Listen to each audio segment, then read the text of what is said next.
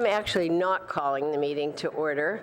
I'm actually going to ask you all to sit down, even those of you way in the back. Get comfortable, come on up.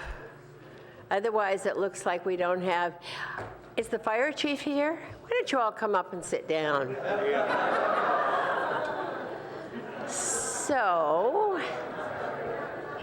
the first order of the day tonight is not mine. It belongs to our clerk, Beth Miner, and she's going to take over from here and tell you what to do next. Will the Honorable Thomas Cooley please come up to swear your wife, Allison Cormack, in? Oh, yeah. And you all, you know what? If there's a way to use the mic, that'd be good. We have one right here. Beth was one step ahead.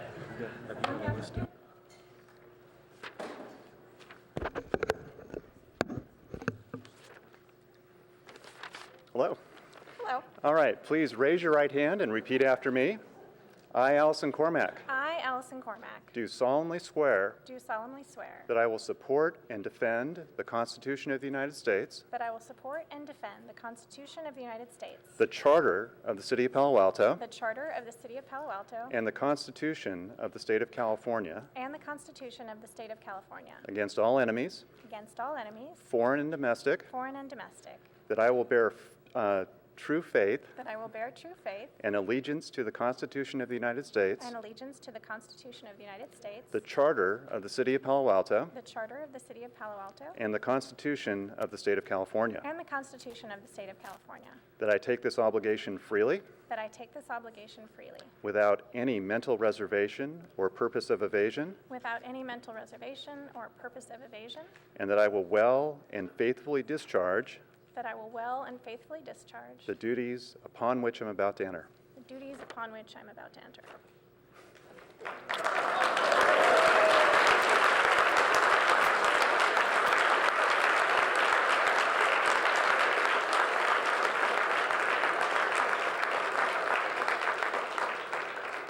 Tom, would you come down, please?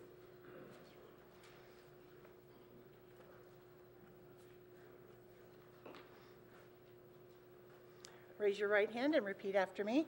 I, Tom Du Bois, I, Tom Du Bois, do solemnly swear do solemnly swear that I will support and defend that I will support and defend the Constitution of the United States, the Constitution of the United States, the Charter of the City of Palo Alto, the Charter of the City of Palo Alto, the Constitution of the State of California, the Constitution of the State of California, against all enemies, foreign and domestic, against all enemies, foreign and domestic, that I will bear true faith that I will bear true faith and allegiance and allegiance to the Constitution of the United States, to the Constitution of the United States, the Charter of the City of Palo Alto, the Charter of the City of Palo Alto, the Constitution of the State of California, the Constitution of the State of California, that I take this obligation freely that I take this obligation freely without any mental reservation without any mental reservation or purpose of evasion, or purpose of evasion, and that I will well and faithfully and that I will well and faithfully discharge the duties discharge the duties upon which I am about to enter. upon which I'm about to enter. And I won't hug you, but I'll shake your hand. I was going to get a hug. Thank you.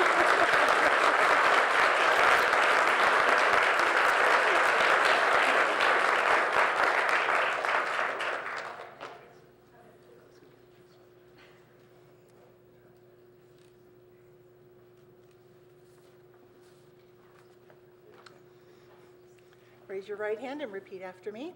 I, Eric Filseth, I, Eric Filseth, do solemnly swear do solemnly swear that I will support and defend that I will support and defend the Constitution of the United States, the Constitution of the United States, the Charter of the City of Palo Alto, the Charter of the City of Palo Alto, the Constitution of the State of California, the Constitution of the State of California, against all enemies, against all enemies, foreign and domestic, foreign and domestic, that I will bear true faith and allegiance that I will bear true faith and allegiance to the Constitution of the United States, to the Constitution of the United States, the Charter of the City of Palo Alto, the Charter of the City of Palo Alto, the Constitution of the State of California, the Constitution of the State of California, that I take this obligation freely that I take this obligation freely without any mental reservation without any mental reservation or purpose of evasion, or purpose of evasion, and that I will bear true faith and allegiance. and that I will bear true faith and allegiance.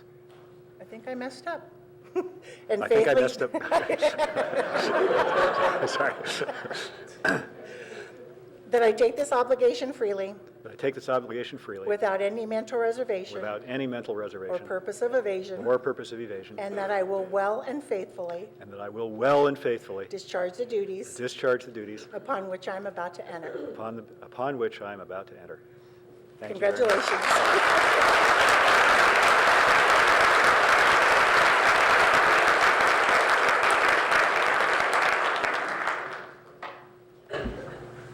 So thank you, Beth, and congratulations. Okay. Congratulations to the renewed and the one new council member at the end, Allison. What a pleasure. So with that, our next order of business is for the clerk to call the roll. Councilmember Cormack, Present. Councilmember Du Bois, Here. Vice Mayor Filseth, Here. Councilmember Fine, Here. Mayor Nis, Here? Councilmember Ku, Here. Councilmember Tanaka. 7 present. Okay, yeah, thank you very much. And the next order of business that I have to do, and, you know, some of these chairs are higher than others, which makes it a little difficult. So, terrific. Terrific. I want to recognize either the elected officials or those who are here representing officials tonight. And if I've missed anyone, I would ask you, I know you probably won't stand up yourself because you're shy and retiring, so therefore maybe somebody can just point to you and say, I know that that person is somebody who should have stood up. So let's start out with County Supervisor Joe Simidian's person who is here tonight, Antonio Zavala. I don't see Antonia yet, but I know she's coming. Lisa Chung, who's representing Jerry Hill. Thank you, Lisa.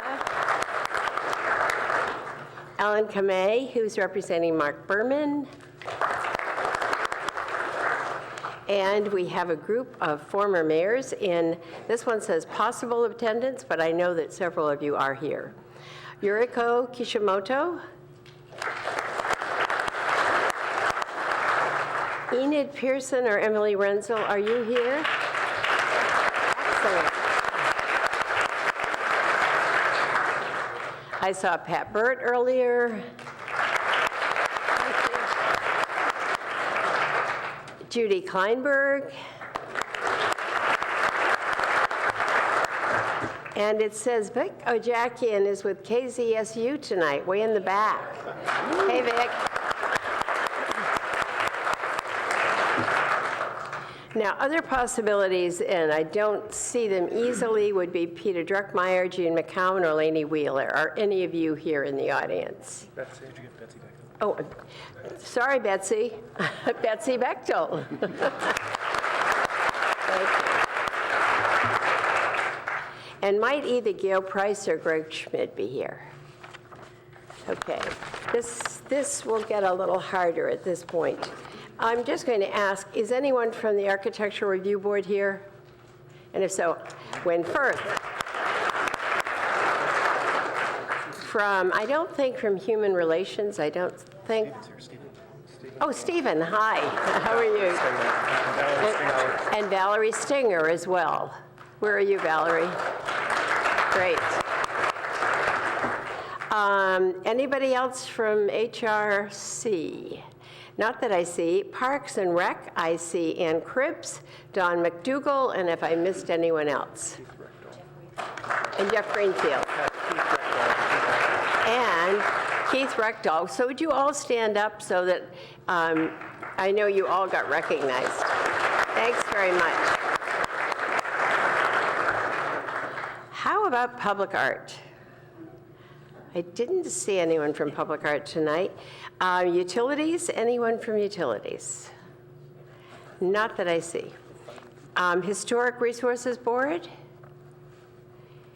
Library Advisory Commission?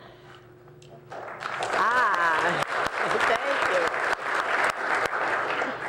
And then Planning and Transportation, I know I see you, Ed Lowing. I can see you right out there. Anybody else from Planning and Transportation? Oh, thank you. Right. So Giselle is a very new member. Thank you for being here tonight. And anybody else from Planning and Transportation or from the less well-known Storm Water Management Oversight Committee? Okay, there's one. Is that Marilyn? Yeah, I don't know for sure. So, flipping over to the other side, there's a possibility, I think, that someone is here from Menlo Park. Am I right? We must have thought we saw one. So anyone else who is either from, these are our other cities in our county, Campbell, Los Altos Hills, Montessorino, Cupertino, Los Gatos, Mountain View. Ellen Kamai has 2 roles tonight. Where are you, Ellen? Okay, hi again.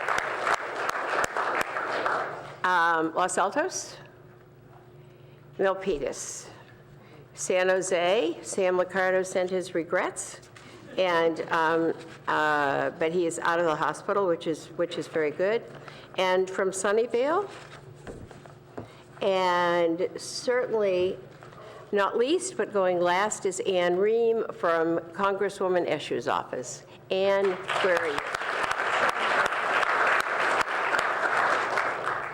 Okay, this is the chance you have to kind of... Camille Townsend, yes. Former school board member. So this is your opportunity to point out anybody you know actually should be recognized that we can mention tonight. Jim King. Anybody else? Oh, for heaven's sakes. Jim Keene, former city manager.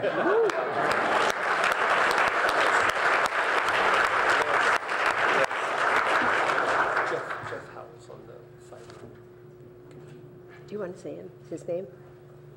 Go ahead. I think Jeff Howell from the Fiber Committee is here. Yep, thank you. Okay, so going once, twice. Anybody else I've forgotten? And thank you all for coming, truly, especially. This is a big night. We're exchanging, we're losing actually 3 council members, and we are, and we've installed 1 new member.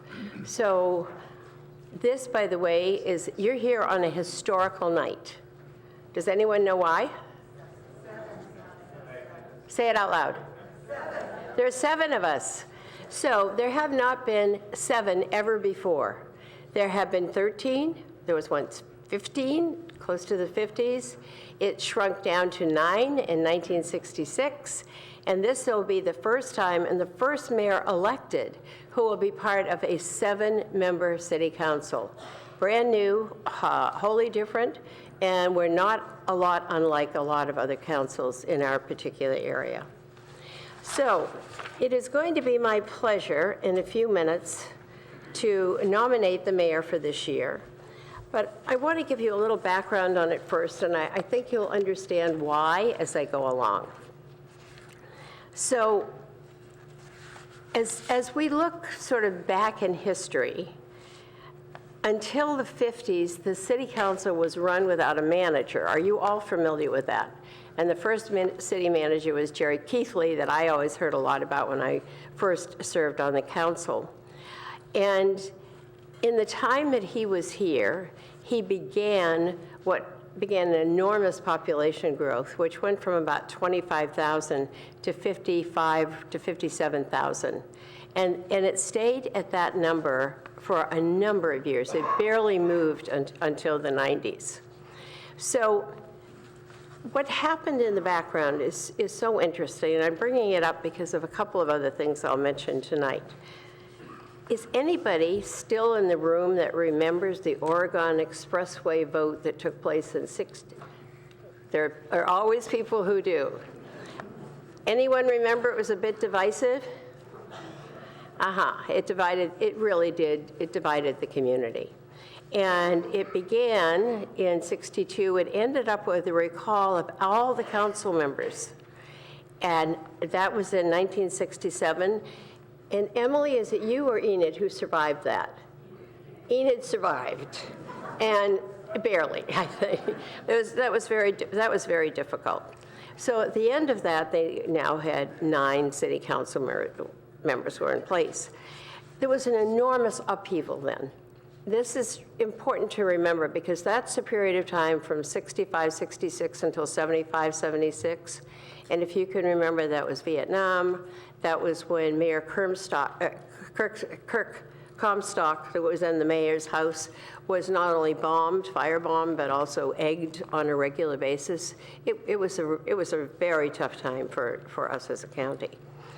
So that lasted until the middle to the end of the 70s, when they again said, we need to aim for moderation and some compromise, and we really need to start to get along together again. And that went on for quite some period of time, actually until about 2013 or 14. As I said, this will all come to pass. So, as we look at this today, we've had 5 years of divided votes, some divisiveness, and some rancor. And I think, and one of the reasons I'll shortly be nominating Eric, is that I think we have worked very hard this year to become a more moderate, less confrontational, and a more civilized group of 9. And I will get into that, but I want to read you just a couple of other things that I was looking at in the history book this afternoon. It goes back again to the 50s, where it says the council anticipated growth, and they wanted somebody to play a leading role during the explosive growth of the 1950s. And it said that city manager's arrival, where is our current city manager, Ed? There you are. That it touched off a political and philosophical struggle that lingered until the 1980s. And I want you to hear this. The big issues were growth, traffic, and a balance of jobs and housing. That's the early 80s, everybody. We were no longer just a college town. We had almost doubled in size, doubled our population. And then it goes on to talk a little more about not only Oregon, but some of the other very controversial things. But it said this was the first of several community battles over growth and traffic. Have we changed a whole lot? So I think as you look back, you start to say, this is really interesting. I think we've kind of come to that same crossroads again that they probably got to in the middle 70s. I don't remember the middle 70s too well. But I think in that period of time, after 10 years of real discomfort for some of you who remember way back, this is when there was going to be an 18-story hospital, there was going to be a super block downtown, there were going to be any number of huge building projects that went in that were all eventually killed. So by the late 70s, by the time it got to Betsy's era in the 80s, things had really calmed down. As I said, I think we've just come through a time of struggle again. But I think during the past year, having sat here through who knows how many meetings or who knows how many hours, but I've thoroughly enjoyed working with Eric. And I think he has really, I think we have attempted to come together on a number of issues. It's far more comfortable and far better, I think, for the community when we can compromise. And I don't mean that one doesn't continue to espouse their own philosophy and their own political beliefs, but I think we can do it in a way that is far more friendly, less contentious. And as one friend used to say, you can disagree out here in public, but when you get into the back room, let's be agreeable, maybe argue over the chocolates in the back room, but not argue over the vote that you just took out here in the front. So with that, I am going to nominate my friend Eric Filsath right here, I'll who second. looks as good tonight as he's looked all year. Take a look at the tie. I'll second that, Mayor. Great. And this is a very serious thing, because when you take on being the mayor for a year, you're not just the mayor in Palo Alto. You really are, you're the mayor in this whole area that we live in, the Bay Area, in California, and you're actually the mayor around the world. One of the things we were planning today that I know Greg won't be surprised at, nor Pat Burt, is the next trip to Heidelberg to talk about climate change. And I know Eric will be doing that, and he will go there as the mayor. And you know what fun that was, Greg. It's fun to go as the mayor, but also very, it's very, for lack of a better word, educational as you get to other countries and see how they are operating, what they are doing. So as I nominate Eric, it is with great comfort knowing that he really will do a good job. I know he'll represent us well, whether he's here, whether he's in a county situation, maybe, as I said, in a state situation. And I think he's thoroughly going to enjoy it. So I put his name forward, and Tom would like to say a few words as well. Yeah, thanks, Liz. And Liz, I really appreciate your comments and your historical perspective and your nomination. You know, I think, so Eric and I've gotten to know Eric pretty well. We both ran at the same time, twice now. And I think Eric's really been exemplary in his public service to Palo Alto. I think he's been a strong vice mayor with Liz as mayor. And you know, and I think he really deserves to be mayor in 2019. One thing I like to point out is, you know, he has an engineering background and engineering mindset, and there really aren't a lot of engineers in politics. And I think it's something that will really serve the city well. I think he brings a strong data-based approach to problem solving and his policy decisions. And he also brings some strong corporate experience. He was a corporate vice president at Cadence. He's been a CEO at a startup. And he really brings, I think, kind of an executive mindset. And I think he's shown strong leadership on council, on the finance committee, on the CAO committee this year. You know, we had to hire a new city manager. And then just on a personal level, I think he has high standards of personal ethics. And I hope that he will have our unanimous support. So, thanks. So if any of the rest of you want to say something in support of nominating Eric as mayor, please do so. And I see a light. You know, all the indicators are off tonight. But I think, Adrian, you wanted to say something. Yes. Allison as well. Thank you, Marinus. Thank you also for the words about history and where this is coming from and going to. Eric, I'd be happy to support you tonight for mayor. Serving with you on Finance Committee, I thought you were a very strong and effective chair. You ran crisp and efficient meetings, which are really to the point, and helped the public move its processes forward. And other debates here, which we've agreed and disagreed on various issues, I think you've been driven by reason, and I appreciate that. And I think we've been able to forge some compromises which are better for the whole of this community, and that's what we should all be striving for all the time. And then finally, I find that you're always trying for balance, and sometimes it's actually pretty comical watching you struggle with some of the issues up here. But I know you're putting your heart and your mind into it, and as Tom mentioned, you bring a lot to bear in that role, and I think you'll do a great job as mayor in 2019. So happy to support you. So, Councilmember Cormack. Thank you, Mayor Niss. I'm pleased to support this nomination, and I have 3 reasons. The first is priorities. The Vice Mayor and I share an interest in the current and future city budgets. I know he will prioritize this important and ongoing work. The second would be process. The Vice Mayor has demonstrated the ability to manage meetings, and he is willing and able to keep everyone on track, and that includes his colleagues. The third would be decisions. I have seen the Vice Mayor set aside ideology and look at the issue at hand. He is not afraid to go his own way when it is called for, and I appreciate that.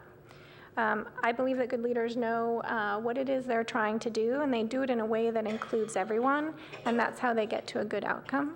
And I hope and expect that Eric Filseth will be a good leader for us. You're going to have to just raise your hand because, thanks, Greg. It's hard to tell whose light is on tonight.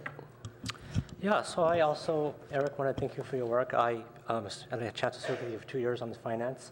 And as you know, I was also very adamant about the pensions, and I really appreciate your support in helping make that happen.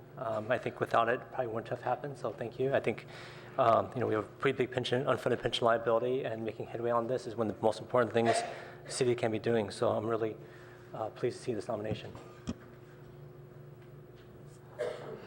So before we vote, I would mention as a last comment that we all come from different political angles up here. And I think very much this year we're committed to being able to, as I mentioned, be able to work well together, hopefully make the community proud of us. That's important. And hopefully come together making decisions that really make long-term sense. So with that, I think we're actually ready to vote and select a new mayor. So if you'd like Eric Filseth as your mayor, you might push the green button. Guess what?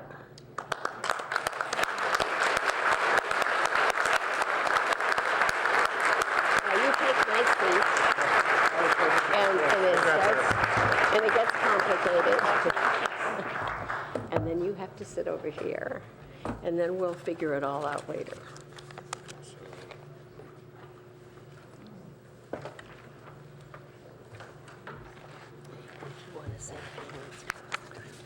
Will do.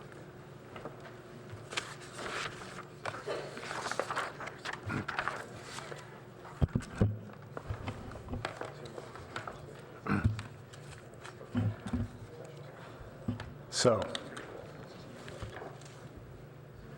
You can use it if you want. hopefully not. Right. So first of all, thank you all on council here. Thank you very much for your confidence in me and for your kind words in the last few minutes. I pledge not to let you down.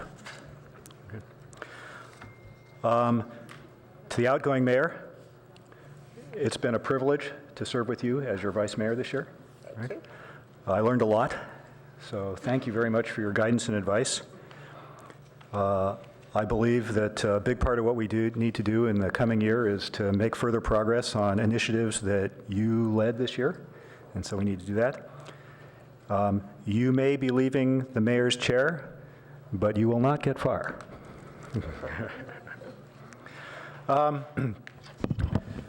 Just briefly, we have a full plate for 2019 ahead. We need to make progress on our housing and transportation and parking initiatives, including executing the comp plan directives that we took. The region continues to add jobs 5 times faster than housing. And though Palo Alto has taken innovative steps to address the demand side of that equation, the rest of the region continues unabated, and that has impacts on our housing, traffic, and parking as well. So we need to continue to make progress on these things. We also need to move forward on a number of community investments, both infrastructure and services, many of which we made progress on this year. The animal shelter, Cubberley, obviously the gigantic one is grade separation, which will be the largest public works project since the Oregon Expressway widening. Right, the bike bridge, Parks and Rec master plan, other comp plan initiatives, many of these things we started this past year.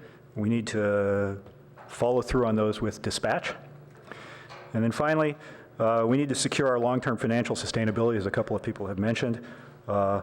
One issue we face is construction costs eating into our capital budgets, which is going to cause us to have to really do some soul searching about that. And then, of course, the pension overhang, which a couple of people mentioned, is a huge issue. We took a major step in the last year on rationalizing our discount rate and recognizing our true costs, but it's important to remember that this is still a foundation. We still have work to do to build the house on top of that foundation. But we will have some fun this year as well. This will be our 125th year of incorporation of Palo Alto, and so we're going to have a celebration about that. And then finally, my personal favorite, I believe, that we are scheduled to throw the switch and turn off the waste incinerator later this year, and I'm looking forward to that. Okay. So we have a big agenda for 2019. We also have a 28% smaller council, so we have our work cut out for us.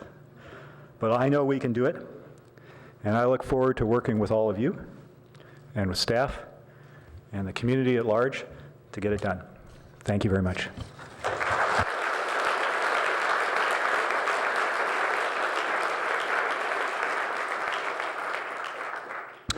The next item on the agenda is the selection of a vice mayor. Are there any nominations? I would like to nominate Councilmember Adrian Fine. Councilmember Fine, do you accept the nomination? May I speak? Please. So, to begin with, Adrian and I ran together and got to know each other very well. And I'm sure Adrian, when the time comes, will mention that his wife is here. And I don't think the rest of your family is here tonight, as I recall. I think Adrian brings several very important traits to the council. One is he has great integrity. Second, he's actually pretty smart. But beyond that, what he is, he's a man of few words. He can sum it up, be succinct, and he can say it in such a convincing way that I think he's very persuasive in what he does. Has a good mind for math, no question about that. His background, by the way, is in planning, of all things. So what better could you have than somebody who has their master's in, I don't want to say it wrongly, but essentially in city planning. So he brings, I think, some very unique qualities to this. And as you look at us up here, you'll probably notice we're different ages. Have any of you noticed that? So Adrian is among the youngest of us, but that doesn't mean that he's any less effective. It means that he's probably got a whole lot longer to do this than some of us might. And I know he will do a particularly good job of it. So it's a delight to nominate him. Jane, I know you'll support him as you go forward with this. And the areas that Adrian has been very involved in include finance, include rail. A couple of us are not able to be involved with rail, so it's very important to have the other 5 who are here have a piece in how we go about our grade separations and so forth. So when you have a chance, I hope you have an opportunity to spend some time with Adrian, and I think that he'll be an excellent support for Eric, for our new mayor this coming year.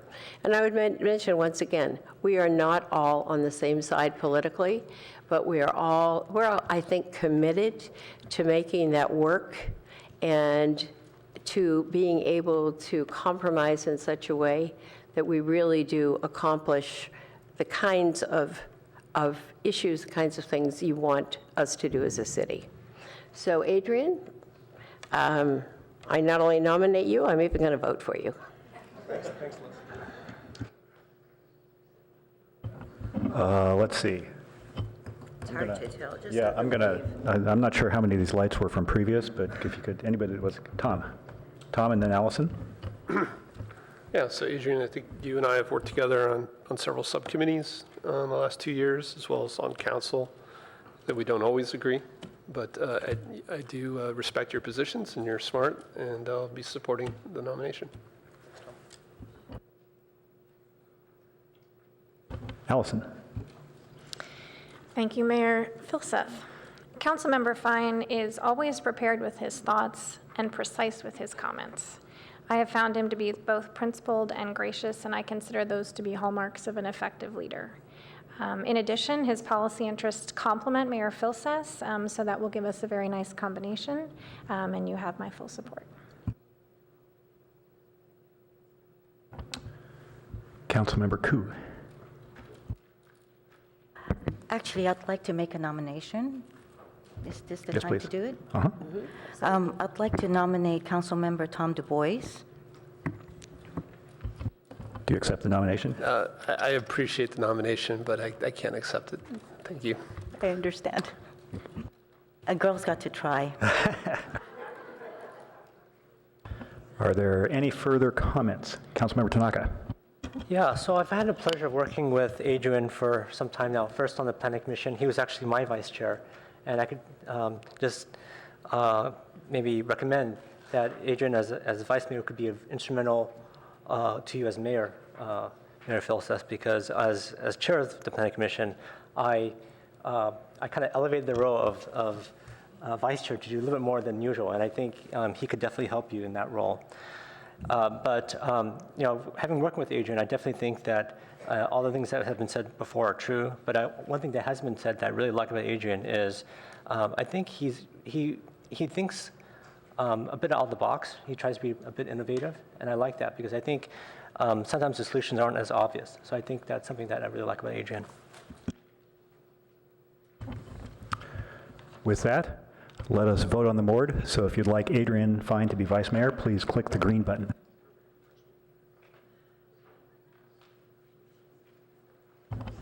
And that passes 6-1 with Councilmember Taku casting a no vote and the rest yes. Congratulations. Thank you very much.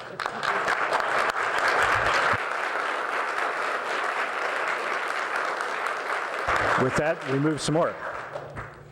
You need to go over there. Congratulations, Vice Mayor.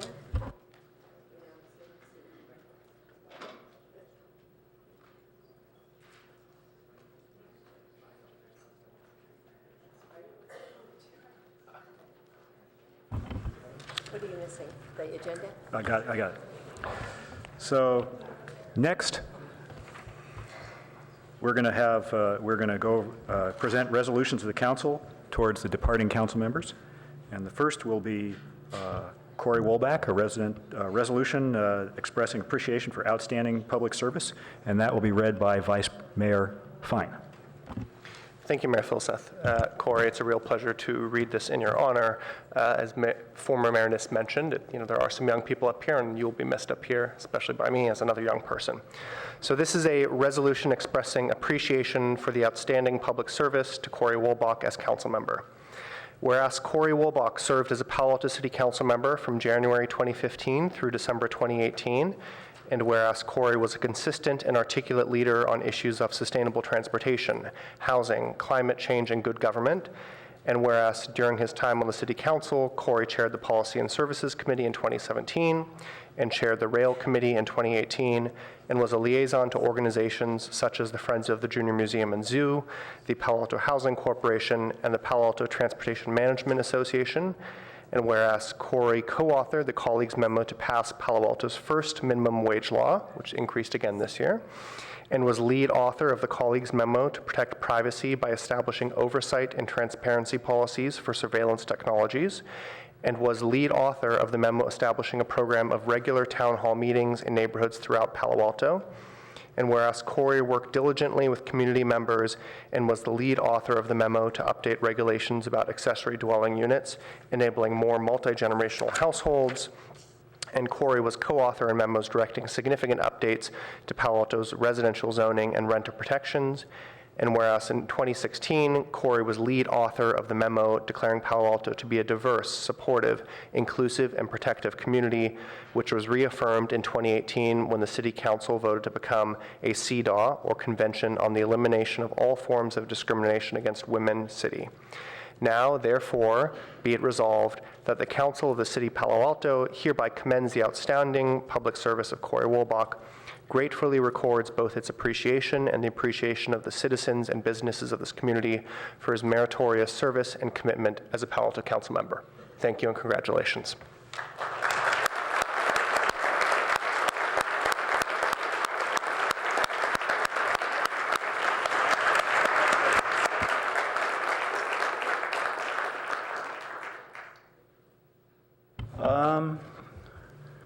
Let's see, how should we do the public comment on this? Should we do these one at a time or do all the resolutions first? Or? So we have 6 speakers who want to speak to Councilmember Wolbach, and beginning with Antonio Zavala from Supervisor Simidian's, Antonia Zavala from Supervisor Simidian's office. Welcome, Ms. Zavala.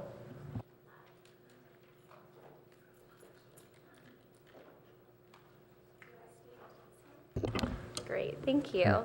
Good evening. I'm Antonia Zavala, representing Santa Clara County Supervisor Joe Simidian, who wishes he could be here with you, but who is currently in San Jose attending the swearing in of his own new colleague to the Board of Supervisors. Supervisor Simidian wanted me to convey his thanks to outgoing members Corey Wilbach, Karen Holman, and Greg Scharf, and his congratulations to all 3 council members being sworn in this evening. Council members Eric Filseth, Tom DuBois, and newly elected council member Allison Cormick. He wishes you well and looks forward to working with you all in the new year ahead. Thank you. Thank you. Next speaker will be Lisa Chung from the office of Senator Jerry Hill. Welcome. Actually, you get a twofer. We can do that. This is Ellen Kamei from the office of Assemblymember Mark Berman, and we have a joint legislative resolution thanking Corey Walbach for his service.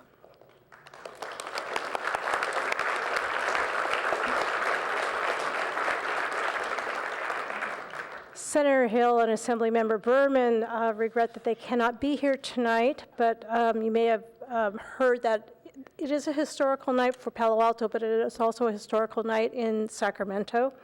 And we have a new guy in town. And there was a little bit of a inaugural session, and Senator Hill regrets he cannot be here. Thank you very much. Thank you. Next speaker will be Rita Verhel.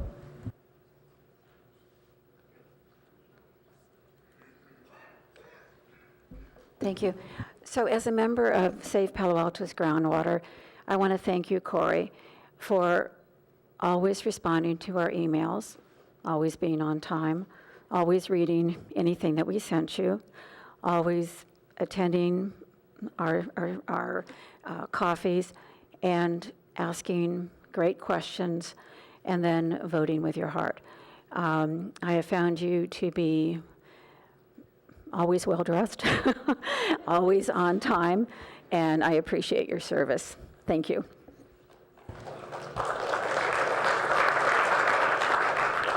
Next speaker is Darlene Yapley and Marie Jo Fremont. Good evening. I'm Darlene Yapley. This is Marie Jo, and on behalf of numerous Palo Alto citizens, we'd like to thank council and staff for their continued dedication and efforts to mitigate the airplane noise problem that residents have now endured for 4 years. We will miss the council members Holman, Scharf, and Wolbach, and want to thank them for their time, advice, and resolve. For the new council, we look forward to your support in 2019 to address the airplane noise problem, which remains an important issue for many Palo Alto residents. Notable achievements from council and staff include engaging legal and technical experts to evaluate the proposed pirate procedure and creating a prompt response to the FAA in November, hosting a community forum in October on the upcoming SFO GBAS landing system, prioritizing airplane noise agenda items to be discussed at PNS and council meetings, collaborating with neighborhood cities such as writing letters to the FAA on the proposed San Jose South Flow arrivals procedure, as well as the FAA Phase 2 updates, supporting the formation of the South Bay Roundtable, appointing representation of our council members to the San Jose South Flow Ad Hoc Committee and the South Bay Roundtable, as well as attending the SFO Roundtable meetings, even though Palo Alto does not have a seat at the table. Working with SFO to perform specific temporary noise monitoring this November, December, and briefing by an expert on legal strategy to allow the city to prepare for a fast-track legal action if necessary. All that was done in the last 12 months. Thank you for all you've done. We continue as your dedicated residents and look forward to building on the progress in 2019. Thank you. Thank you. And final speaker is Neva Yarkin. So I'd like to present Corey, Greg, and Karen with a home-baked crackly banana bread to show our appreciation for the endless hours, hard work, and hanging with a lot of us at council meetings on Monday night. We are grateful for your time, energy, and strength to have had the 3 of you representing the city of Palo Alto. Thank you.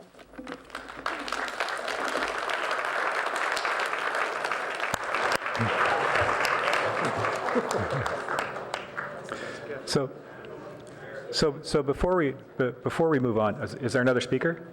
We have one more. Emily Ramos. Welcome. Oh, thank you so much for your time. Over the last 4 years, I've been privileged to address this body under multiple hats, but tonight I'm here speaking for myself. It's a strange thing thinking about a little over 4 years ago when we were idealistic millennials sitting around a coffee table thinking of ways that we could improve our community. And to see the stuff that's happened in the past 4 years, I remember the Buena Vista vote, Palo Alto's resolution to condemn bigotry in all its forms, raising the minimum wage. I just wanted to thank Council Member Honorable Corey Wolbach for his service to this community. Your passion, bravery, and integrity inspires me every day. You are a true public servant and a credit to anyone who's ever worked with you. And it's an honor to see your impact these past 4 years and to see how it goes on beyond. Thank you so much. Thank you.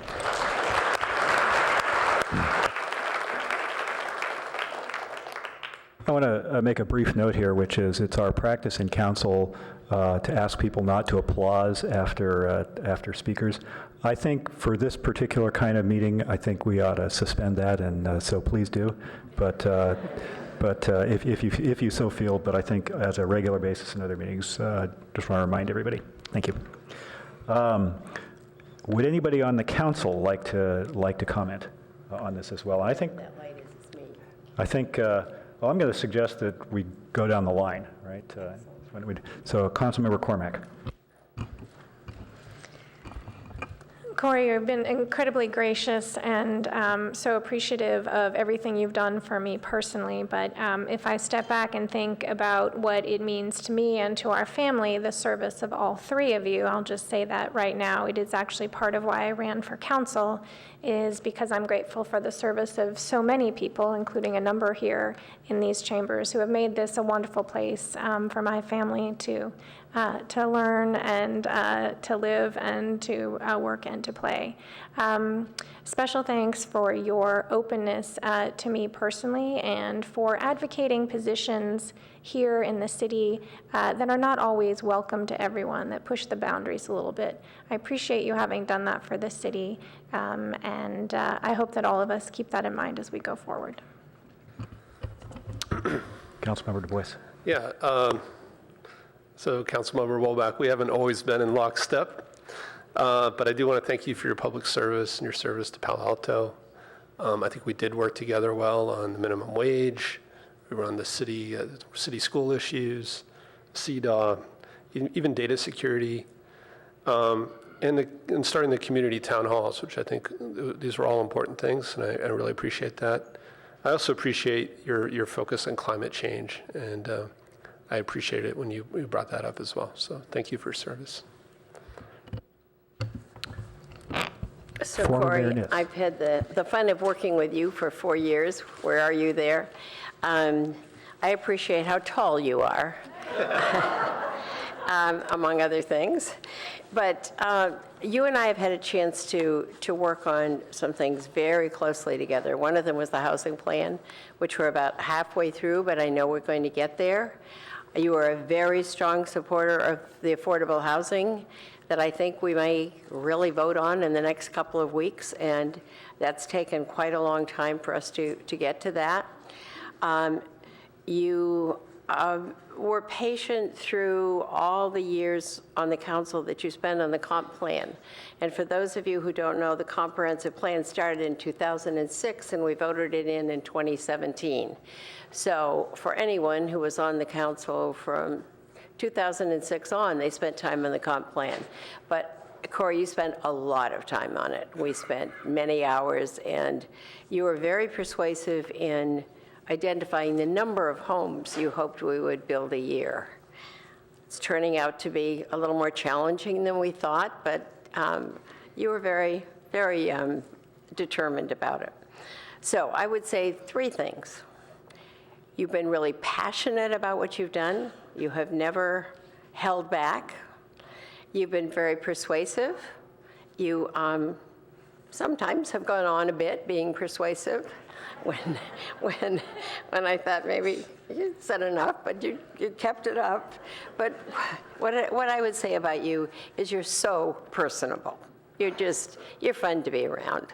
So, and I don't want to tell tales out of school, but occasionally some of us go out and have a 7-Up right after a meeting. And sometimes you've gone along with that. So we'll miss you, Corey. Thanks for what you did. And good luck in whatever you do in the future, and it won't surprise me if it's political. Councilmember Fine. Vice Mayor Fine, excuse me. Thank you, Mayor. So Corey, as I mentioned earlier, it's been nice having another young person up here on the council, but it's also been nice having a person who was raised here in Palo Alto. Both you and I went to Ohlone, JLS, and Gunn, and I think that's informed our service here in Palo Alto and been super important to what it means to growing up here and getting older and living here with our parents as they age also, and that's very important too. When I was on the Planning Commission, you often reached out to me with questions or ideas, and that was super informative to my time on the Planning Commission as well as time on council. For me personally and politically, you've been an ally on issues of housing, transportation, and the environment, and I thank you for that. Just one short story. When I was running in 2016, you kept on telling me about this thing called the Overton window, and it's from political science, and how like you got to move the conversation this way so people begin like looking at that. And I thought it was totally gobbledygook. But I will say, looking back over the past 2 or 3 years, you've certainly done that, and you have helped move the conversation forward in Palo Alto on issues of traffic and housing and the environment, and that's an honor to you. So thank you for your service. You will be missed. Councilmember Koo? Councilmember Holbach, I've enjoyed working with you in the last 2 years, certainly learned quite a few things from you. We've served on a couple of committees, policy and services, and I especially like how you chaired the rail committee. You gave everybody opportunity to speak and to give their thoughts, and I think the community truly appreciates that, as well as I. It was a good committee that you chaired. I wish you all the best in all your endeavors, and I'm sure they'll be all successful. Thank you for your service. Councilmember Tanaka. Yeah, so I really appreciate your passion and your compassion. I mean, I think of all the council members, I think you really stand out among those two, so thank you for that. You helped me out a lot, so I really appreciate that. And I liked how you support CEDAW as well. I think that's a really important topic for the city. And I look forward to seeing you do other great things. So thank you. With that, we have a plaque. And how do we usually do this? I don't have any idea. I don't have any idea that either. So why don't we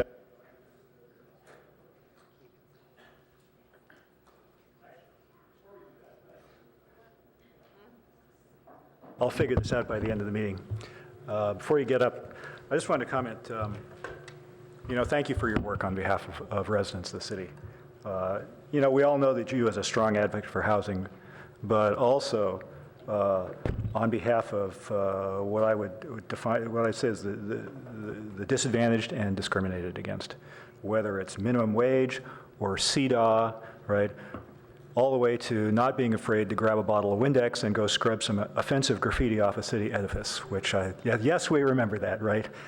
We're all better off for your enthusiasm on this, right?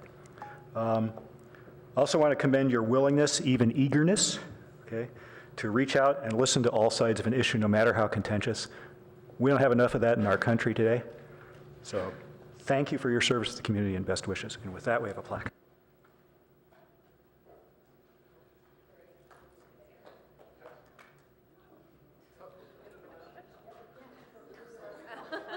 Ocean. Okay. In that case, Adrian, Councilmember Vice Mayor Fine, you want to make the motion? I would be happy to make a motion expressing the City Council's appreciation for outstanding public service to Corey Walbach as a council member. All those in favor? I second. And that passes unanimously. Thank you.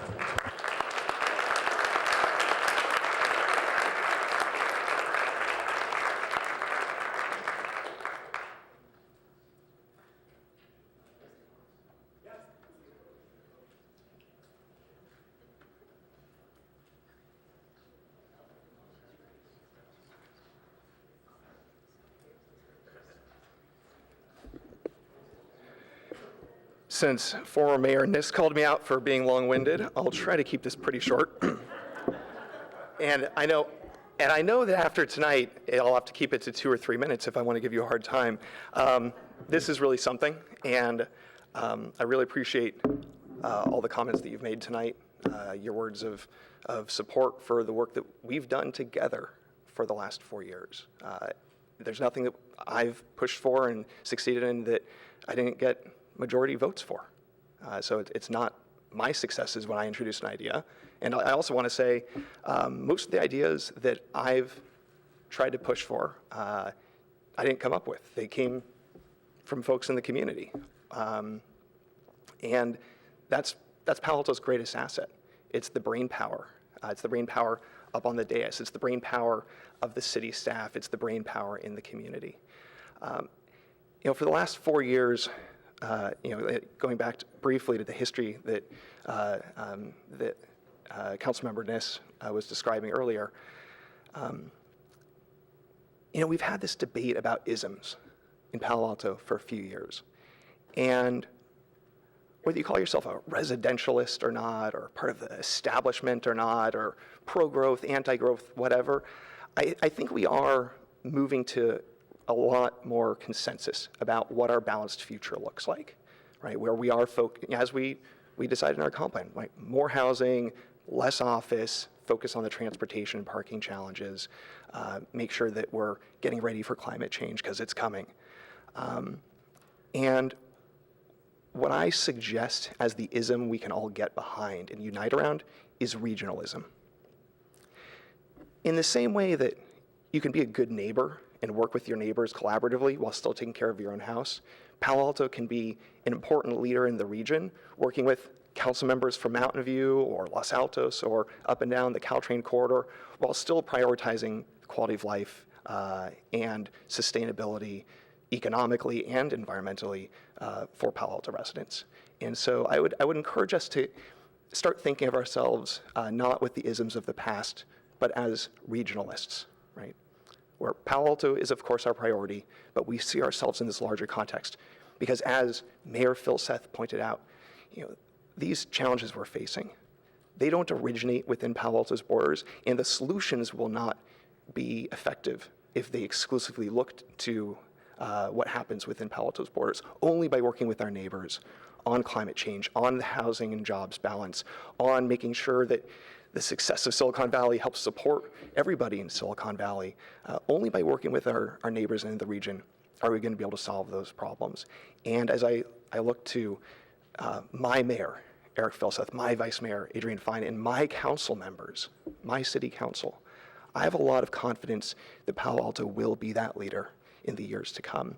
I also want to say, besides thank you to all of the work that we've done together, I also really want to say a special thanks to the city staff. Former city manager Jim Keene, the new city manager Ed Shikata, city attorney Molly Stump, city clerk Beth Miner, and everybody from the city staff, many of whom are here tonight, who work often behind the scenes, often very long hours for very little recognition. And they do a lot with very little. And I think they deserve a round of applause as well.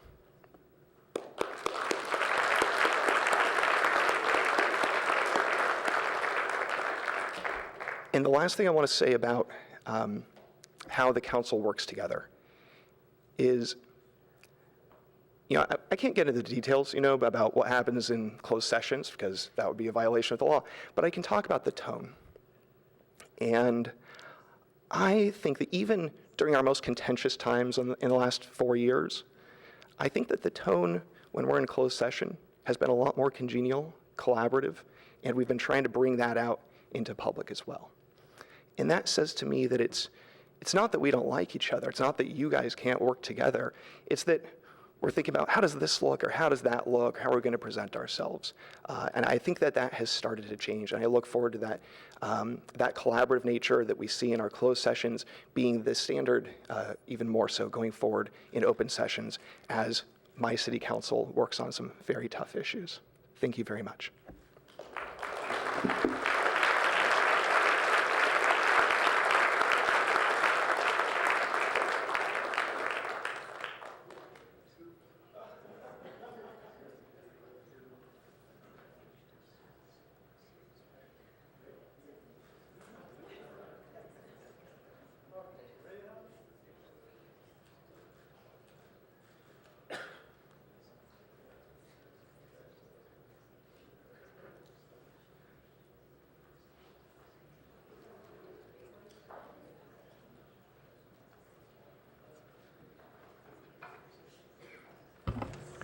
With that, we will move on to the next item, which is a resolution of the council expressing appreciation for outstanding public service to Karen Holman as a council member. And that resolution will be read by Councilmember Du Bois. Yeah, so it's with great pleasure and deep respect for Karen's service to the city that I'm happy to introduce a resolution recognizing Mayor Holman's public service to the city of Palo Alto. So you can imagine, Karen has been serving the city for 18 years, including her time on Planning Commission and Council. And so as you can imagine, there are a ton of whereas clauses in the actual resolution, recognizing her many accomplishments. So rather than read that verbatim, I thought I would just hit some of the highlights. So Karen was elected to council originally, sorry, I think I have the wrong year here. Was it 2013, Karen? 2009, right. She was reelected in 2014. She was the top vote getter, and she was mayor in 2015. She's been a strong advocate for many causes, for our tree canopy and our Parks and Recs master plan, for our small business owners and our retailers, for quality design of buildings and having them be in the context of their environment. She's also been a very strong advocate for the environment in general, including her work on zero waste, on our Healthy Cities initiatives, our anti-idling ordinance, and our sustainability plan. She's been a champion for transparency and community involvement. She was one of the authors of our town hall initiative, and she inspired residents to get involved in local government by joining our local boards and commissions. She is our most experienced council member in terms of the city's planning ordinances, in terms of historical preservation, in terms of CEQA, and your knowledge in these technical areas is going to be missed. She taught us all how to pronounce Missouri, or should I say Missouri. And Karen has a big heart, and she brings passion to issues that impact our city. The council and all the residents of Palo Alto are losing a big advocate. But our loss is going to be the Mid-Penn Regional Open Space Board's gain, and I see a lot of you are here tonight. So on a personal note, I first met Karen when I was starting to think about running for council, and she was generous with her time and her advice, and that's continued throughout the time that we served together. And so I want to personally thank you for being a great colleague. So back to the script. So be it resolved that the council of the city of Palo Alto hereby gratefully records its sincere thanks and appreciation to Karen Holman for meritorious service rendered and contributions made during her many years of public service to the Palo Alto community. Thank you, Karen.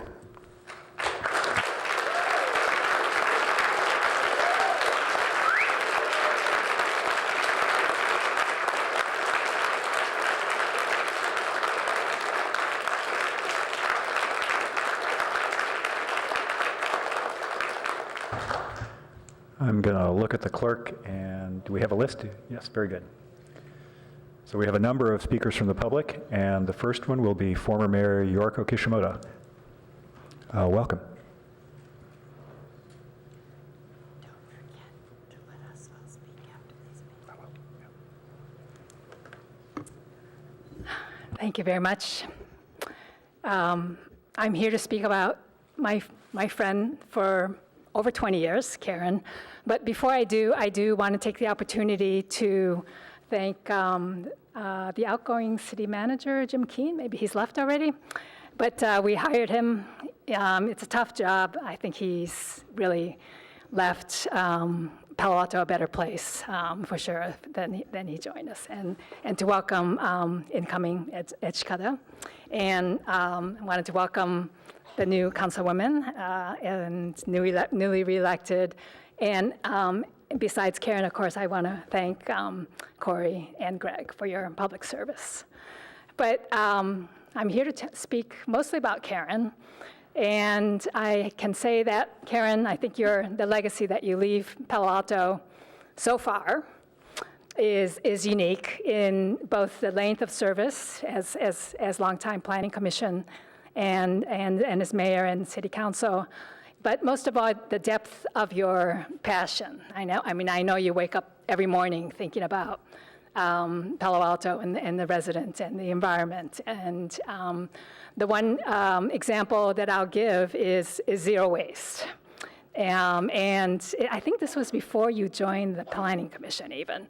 But my very first year on the City Council, 2001, Karen was telling me about zero waste. And so it turns out that Mayor Jim Birch at the time and I went to a conference to learn what this was about. We came home all fired up. We brought it to the City Council. City Council unanimously adopted it. And we went through many years of steps of renegotiating contracts, new ordinances. But as a result of that, zero waste, the percentage diverted has increased from probably about 60% to over 82%. And that's just one tiny example of all the hundreds of initiatives that Karen Holman has brought to us. So, and I should also mention that I want to thank the community for another 4 years for myself. I ran unopposed for Mid-Peninsula Regional Open Space. I look forward to supporting Palo Alto and the other communities I represent: Stanford, Los Altos Hills, Los Altos, Cupertino, Sunnyvale, parts of those cities. But I know Ward 5 did have a hard-fought election, and I truly look forward to serving with Karen Holman and seeing her public service going forward. Thank you very much. Thank you.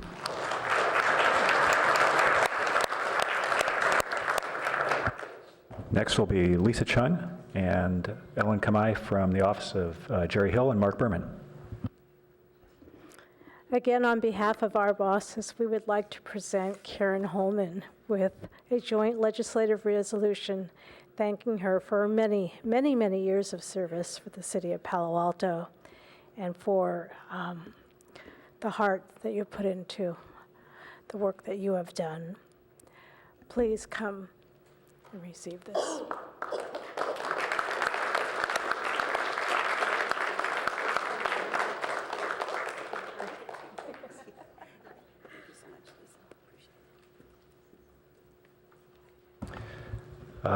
Next will be Fred Balin, speaking for, boy, a lot of people.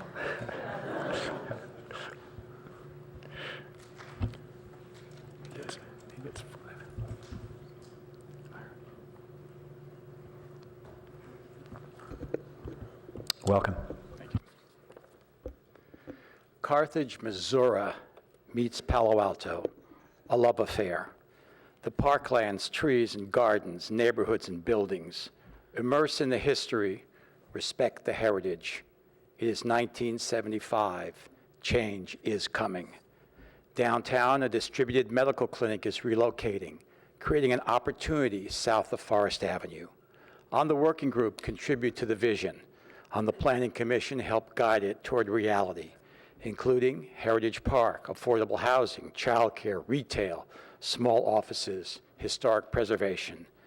And after final approval, co-author a proposal to change the use of the original building into a museum celebrating Palo Alto history. Who does all that? Karen Holman. On the commission, earn your colleagues' buy-in for a new policy and norm. When land use exceptions, such as a PC zone or variance, come before the commission, all discussions are to be in public. No private meetings or communications. It will hold for 7 years, elevating the standing of the commission. Who earns the trust and respect of colleagues to accomplish this? Karen Holman. In your 5th year, run for city council and just barely miss out. Sit down and write a guest opinion to express your gratitude for all the wonderful people you might never have met otherwise, and go right back to work at the commission for another 4 years before you decide to run again and are elected. Who does that? Karen Holman. On council, co-author a good government memo to stop late submissions of project details and to provide more time to read staff reports. The planning director will agree that all substantive materials in an application be submitted at least 5 working days prior to the release of the agenda packets. And the city manager will increase the 4-day window between packets release and council meetings, first by 1 day, and with new technology and clerk's office in sync, by 6 more, a total of 11 days, besting San Jose's leading bar. But when the press exposes secret meetings to view plans for a 4-office tower deal at the Julia Morgan MacArthur Park site, it also reveals that she has objected. Please help me understand, she writes the city manager's office, what causes the need for private meetings with city council members rather than meetings that could be held in public? Who does that? Karen Holman. But the credo goes beyond process. It's about people and people in need. Consistently press for greater funding for safety net services, counseling, meals, health, youth, legal, developmental, and more. Cast 1 of 2 votes against a ban on vehicle dwelling, a law soon to be repealed due to court decision. And wholeheartedly support, to the displeasure of impacted neighbors, a 100% low-income senior housing project on Maybell Avenue. But in the wake of still another office blockbuster application on Park Boulevard, Maybell will be the last PC straw and fail by referendum. After the dust settles, she speaks in front of the opposing neighborhood coalition. No recriminations, no apologies, just a calm restatement of why she favored the project and civil, productive exchanges. Who does that? Karen Holman. She will be reelected with the most votes, selected mayor by her colleagues, lower the temperature in the changes, and honor veterans in the Day of Recognition, now 4 years running. Arrive with other council members in neighborhoods for town meetings. With neighbors abroad, effect the donation of 3 older fire engines to sister city, Oaxaca. And renew her push for ground floor retail and local independent business protections. After passing the baton, she'll play a role in the following crises: saving the Cine Arts Theater, once again and temporarily, from closure. Co-authoring an unsuccessful effort to strengthen renter protections 10 months before the sale of the Hotel President. Allocating contingency funds for fire relief for Sonoma, Napa, and Mendocino, and just recently, Butte County. And helping turn a long shot into reality with her support for the city's 1/3 contribution towards saving Buena Vista. Other key causes continue: adequate common and open space in housing developments, refurbish rather than demolish, the Barron Park donkeys and the animal shelter, and down to the wire. And in late October, pressing once more for additional good government and transparency protocols, and after midnight, at her final meeting, when a project revision appears at the dais, she will call it out and vote no. Who does that? Karen Holman. Thank you.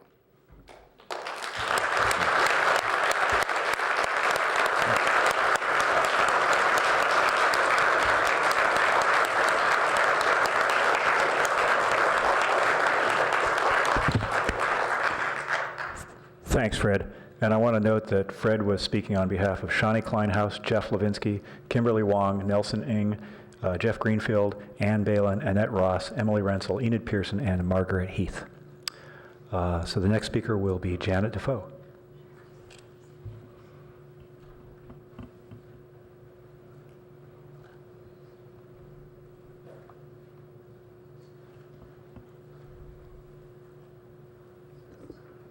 Hello, Welcome. everyone. Thank you for letting me speak. Karen, I just want to thank you from the bottom of my heart for being what I consider to be my voice in the City Council, for all those things that Fred listed, for being a champion of historical preservation, for initiating the History Museum, for all your work on the Planning Commission, where you were so hardworking and detailed about all the different developments and their attributes and saving us from what I would have thought as major disasters. For your work with affordable housing, senior housing, and in general diversity of our community, for championing slower growth, for housing, not jobs, and for understanding that there's a jobs housing imbalance, and one way to fix it is to not add jobs, but add more housing. Sometimes I think that's sort of a simple equation, but you totally understand it. For voting against big developments that don't fit in the neighborhood, that add jobs, to making sure about the parking requirements, and also that are pleasing to the eye, which brings me to your dedication to the environment and making sure that Palo Alto is a beautiful place that's walkable, environmentally responsible, and a community that enables us to be in touch with the green spaces that are so critical to our mental health and our lives. And I want to say that with all the meetings at my home that you've had, planning what you're going to do on the council, whatever, all the myriad of meetings we've had, I know for sure that you are a woman of incredible integrity and dedication to the people of Palo Alto and the quality of their lives. And I just want to thank you from the bottom of my heart for all your service for us. Thank you.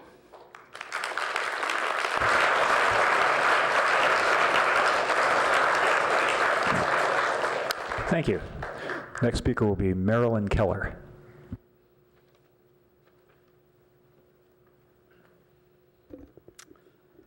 I'm speaking on behalf of Canopy. Canopy's board is a longtime board member, and on behalf of Canopy's executive director, Catherine Martineau, who regrets she couldn't be here tonight. We want to thank Karen Holman for being a true champion of the environment in Palo Alto, and specifically for her support for trees and Canopy's work in the community.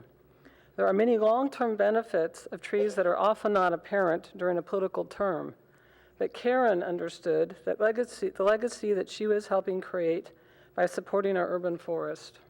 She supported Palo Alto's urban forestry program by taking the extra time to understand the details, asking important questions that led to better results, and monitoring progress on the update of the Urban Forest Master Plan and the Tree Protection Ordinance. She supported these efforts by voting for funds to support long-term benefits of urban forestry. Karen also took her personal time to monitor the health of trees throughout Palo Alto and alerting Canopy and city staff of ordinance violations. She even took it upon herself to water her struggling mayor's tree during the drought. In addition, Karen shared her enthusiasm with many volunteers at various Canopy tree plantings in Palo Alto and East Palo Alto.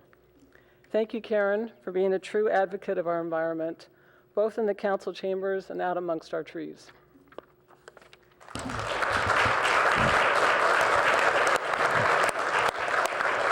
Thank you. Terry Holtzimer.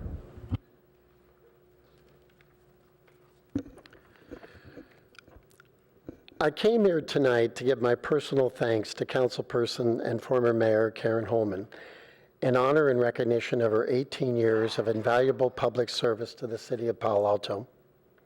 Over the years, I have observed Karen to always be an extremely thoughtful, dedicated, and a professional public servant who works tirelessly for the residents of our city. Very few are as more knowledgeable of the city's own comprehensive plan or its zoning requirements than Karen, and that will be a serious loss, as other people have said, in the coming years. But I want to quickly touch on two areas that I especially want to thank Karen for. First of all, for being an advocate for the retail businesses in our community, and finally, to preserving Palo Alto's history. When almost any project has come before the council, Karen has been one of the first to talk about the need to protect ground floor retail in our community.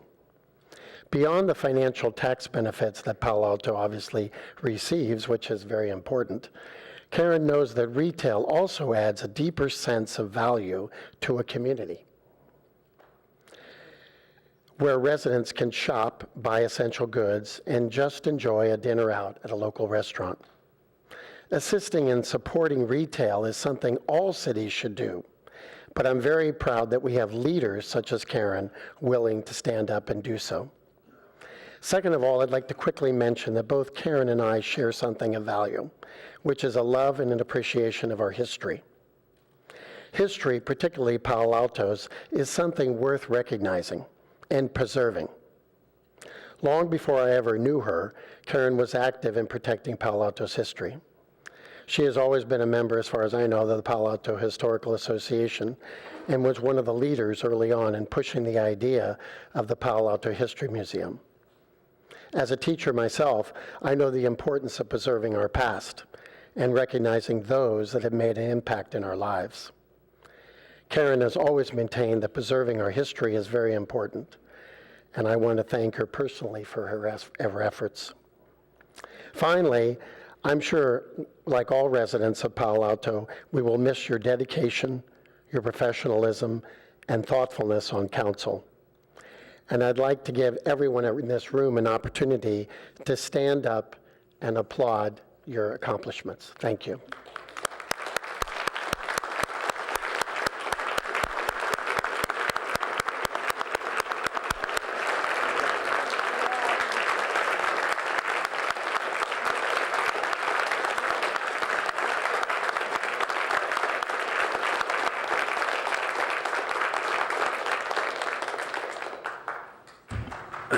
And our final speaker will be Rita Verhel. I want to thank everyone who has spoken so eloquently about Karen's service to the community. I just wanted to add a few more words. I will so miss Karen saying, I have a few questions. On page 324, paragraph 5, line 3, could you tell me what this means? Each week I attended a city council meeting. I knew that Karen had already read each page of every staff report, knowing that every single word mattered. Thus, the questions and requests for clarification. Thank you, Karen. A decade ago, while on the PTC, Karen agreed with residents who were questioning the practice of unregulated dewatering during underground construction and the wasting of our precious community groundwater. Her stated concern and the dogged efforts of dedicated residents influenced the formation of Save Palo Alto's groundwater.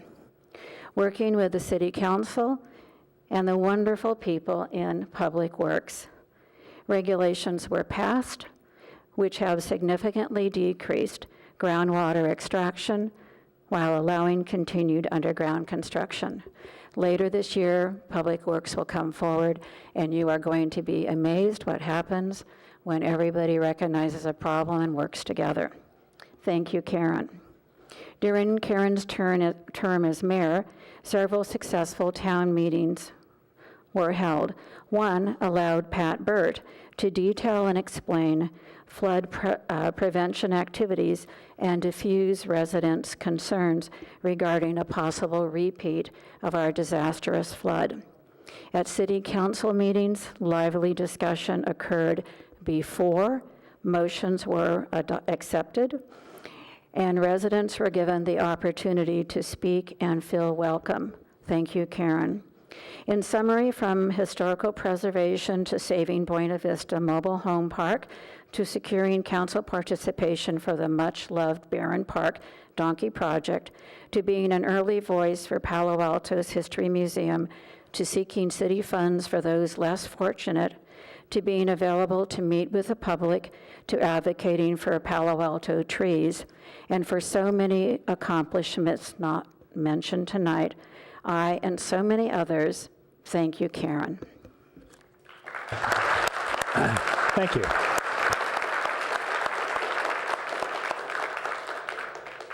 We'll now take comments from the council, starting left to right, as appropriate, and starting with Councilmember Cormack. On your left. So many people have said so much more than I possibly could. The one thing I do want to add is that Karen, in her 18 years of service, spent 15 of them working on the library projects. We had a failed bond, we had a new library director, we finally had a successful bond, we had fundraising, and while I didn't work on it for all 15 of those years, I worked on them for many. So I hope you consider that part of your legacy. I'd just like to add that in terms of the environmental work that you've always championed, I think, as Corey has left us with things to think about, I think you have as well, and I hope that all of us pay attention to that and carry that forward. Thank you. Councilmember Du Bois. Yeah, I threatened Karen last night with a performance art piece, but I couldn't find 12 dancers to perform the part of the Palo Alto tree canopy. But I spoke already, but I would like to go ahead and make the motion, if I could do that. Please proceed. Yeah, well, I make the motion if there's a second. Is there a second? Seconded by former Mayor Niss.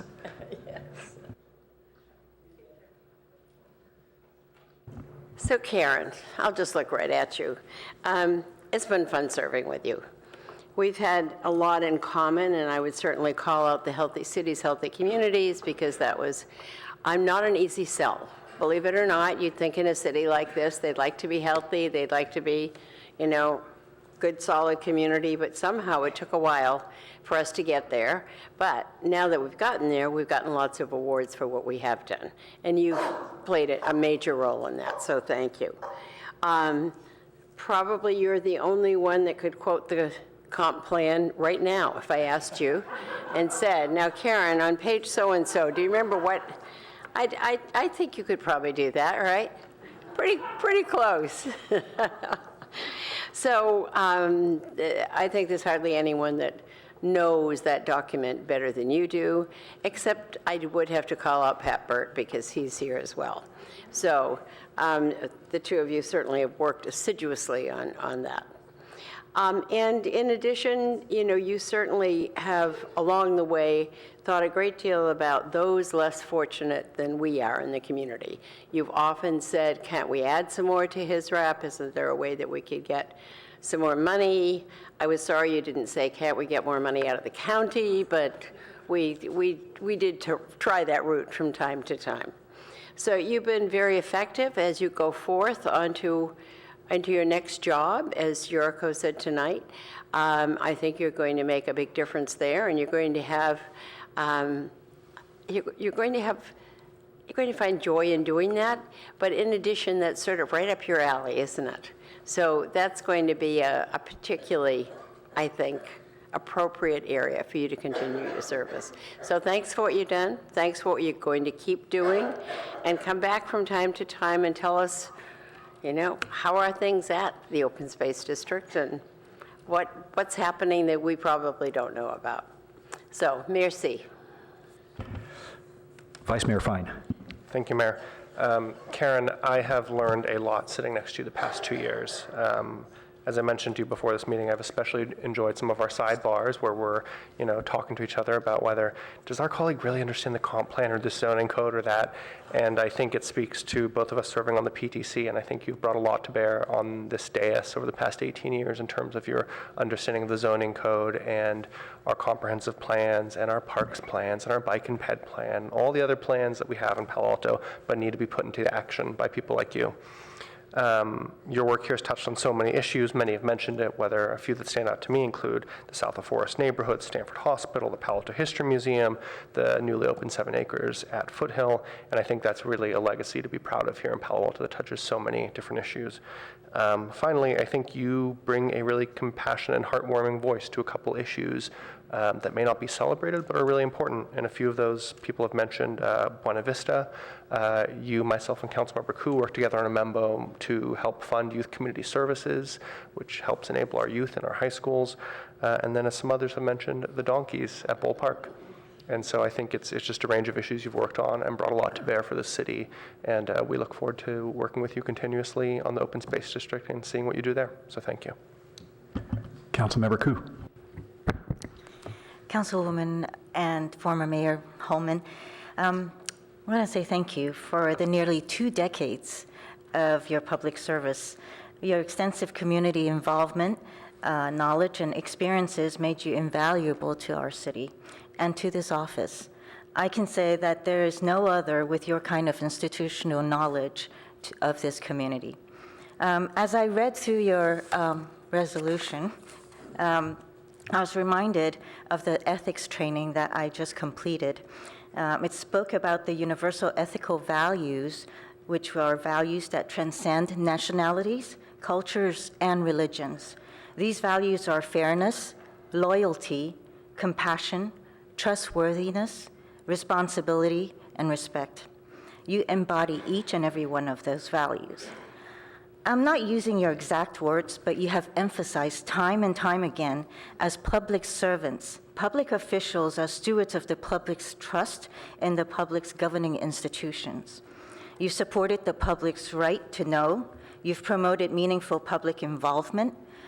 You've credited others' contributions in moving the community's interests forward. You've worked to improve the quality of life in the community and promote the best interests of the public. You approach projects with 100% focus on details with the intention of making it meaningful. For example, the events honoring our veterans. You invited and involved the veteran hospital officials and local resident veterans. I still remember the 90-plus-year-old veteran who shared his Pearl Harbor experiences with us at the Veterans Day event. I believe he was the keynote speaker, if I remember correctly.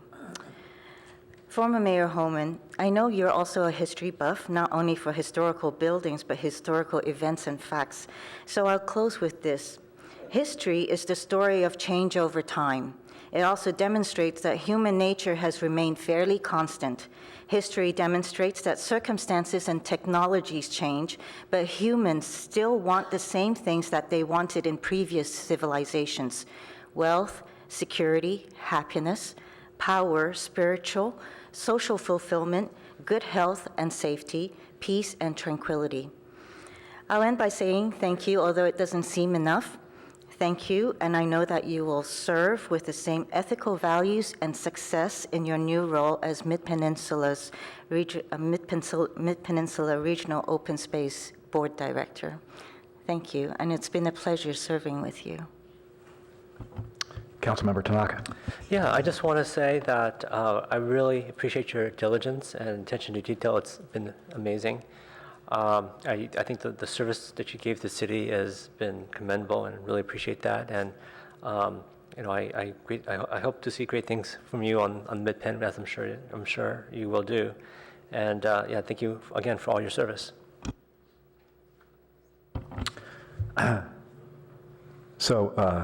It's been a pleasure serving with you, Karen. Thank you for your decades of service, and we don't get to use that phrase very often, but I think, and your tireless representation of residents of the city, right? You've been a thought and passion leader on a vast array of issues, most of which we've talked about tonight. I think what's going to stick with me is the one that former Mayor Niss just touched on, which is your initiative and passion for social justice issues, whether it was his rap or La Comida or youth services or senior housing or whatnot.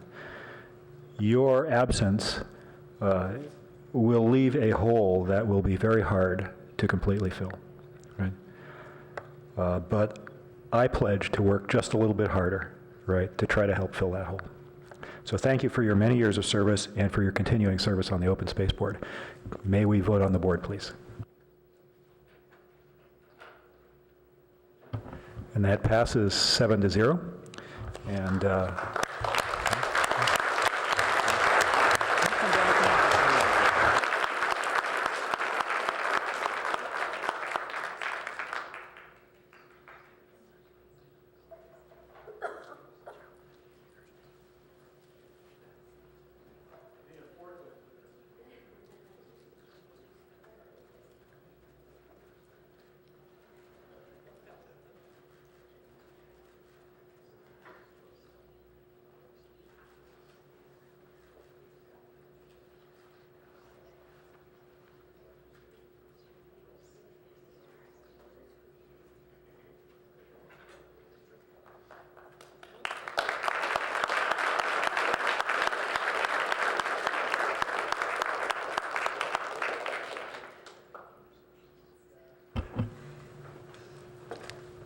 So my first act as a former council member isn't to plan a coup. I just decided that... No, she's over here. True.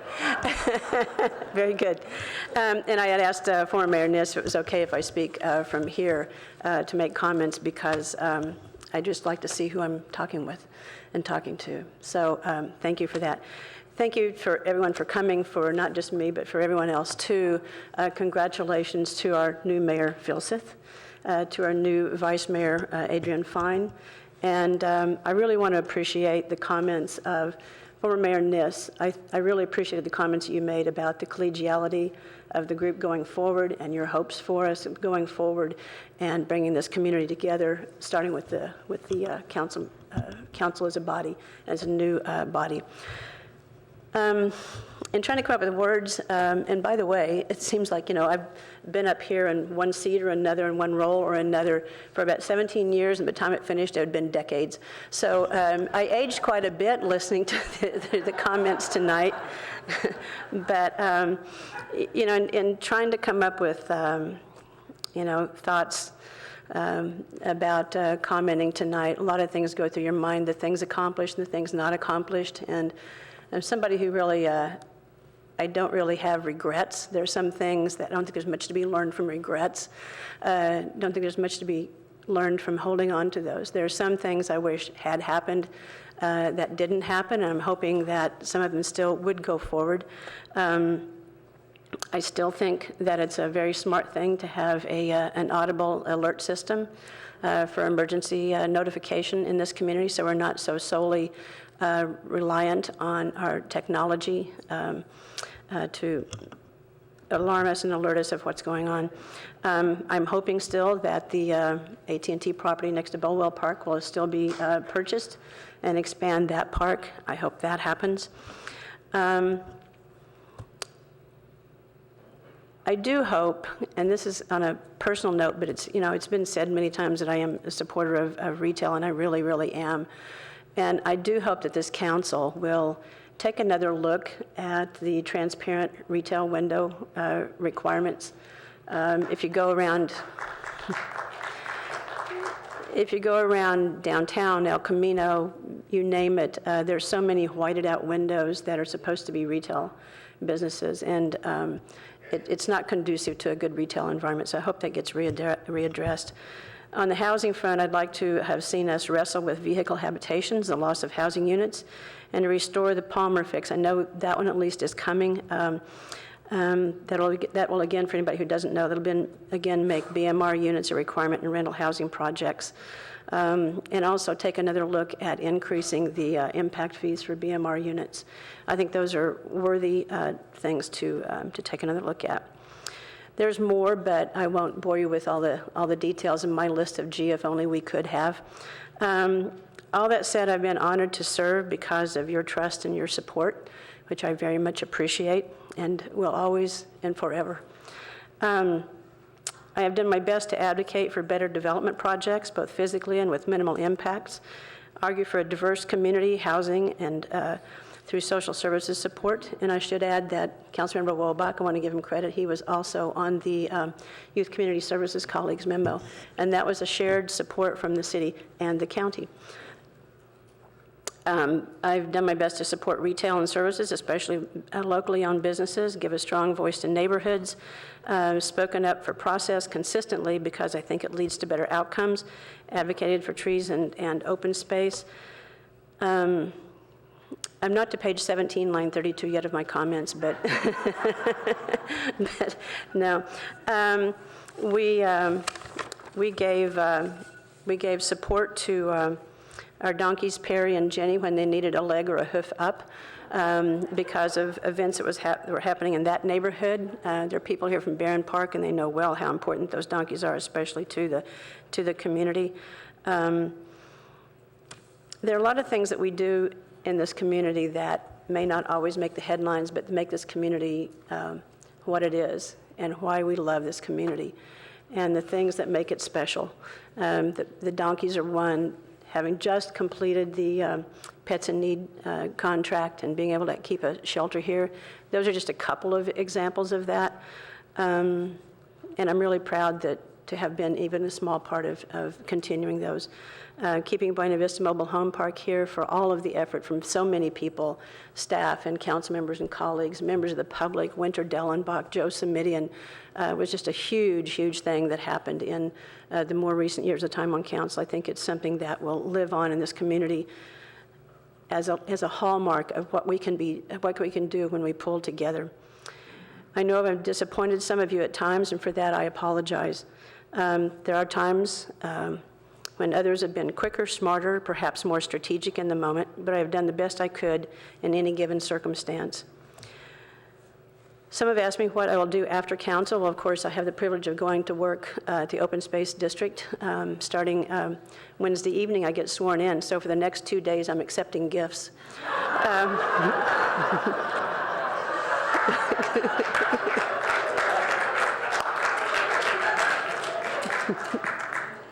And the city attorney's sitting right here. I've always had a passion for land and trees, and I'm so very lucky to be continuing to do something I love, and I thank you very much also for that opportunity. I won't be going away when it comes to issues facing this community because I am a part of this community. I live here and proud to do so, and you'll be hearing from me here and there and hopefully in appropriate and meaningful ways. And I don't understand boredom. Life offers so many opportunities. It's so rich in things that we can be involved in and things that we can learn. So don't worry about me. I will not be bored, and I look forward to expanding my horizons. To Allison, I give a packet, and I'll hand it to you. I'll give it to you right now if you want. Okay. Thank you. Excellent.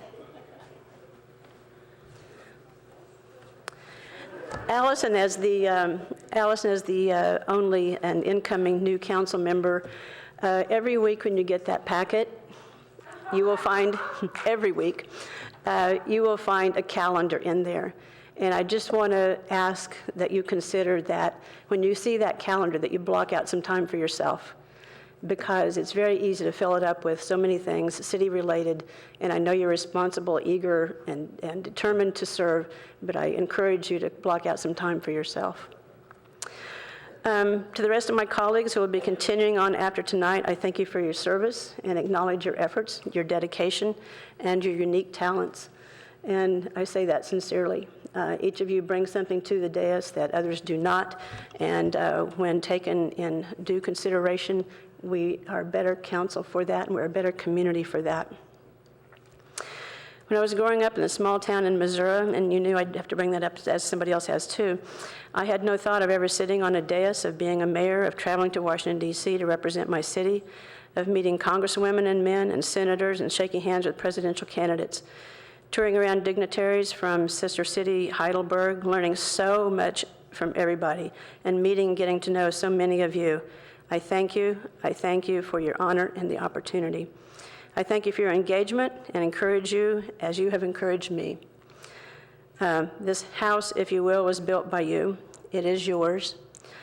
And we who sit up here and at the staff tables, we are here to serve you. There are a couple of quotes, because I'm prone to quotes, and this is the end of my comments, but there are 2 quotes that I chose from Muriel Siebert. One of them is, take stands, take risks, and take responsibility. And that applies to all of us, whether we sit up here or we sit at the staff table or we sit where the public sits. And the other is, and this sort of borrows from Joe Simidian's talk about how to be effective and how to present your case, you create opportunities by performing, not complaining. And I encourage the community to do that. Joe Simidian always says, make it easy to say yes. And just complaining doesn't get us there. You have great ideas. It's a wonderful community, brilliant, brilliant community. Bring forward your ideas and bring solutions with you. Thank you all so very, very much.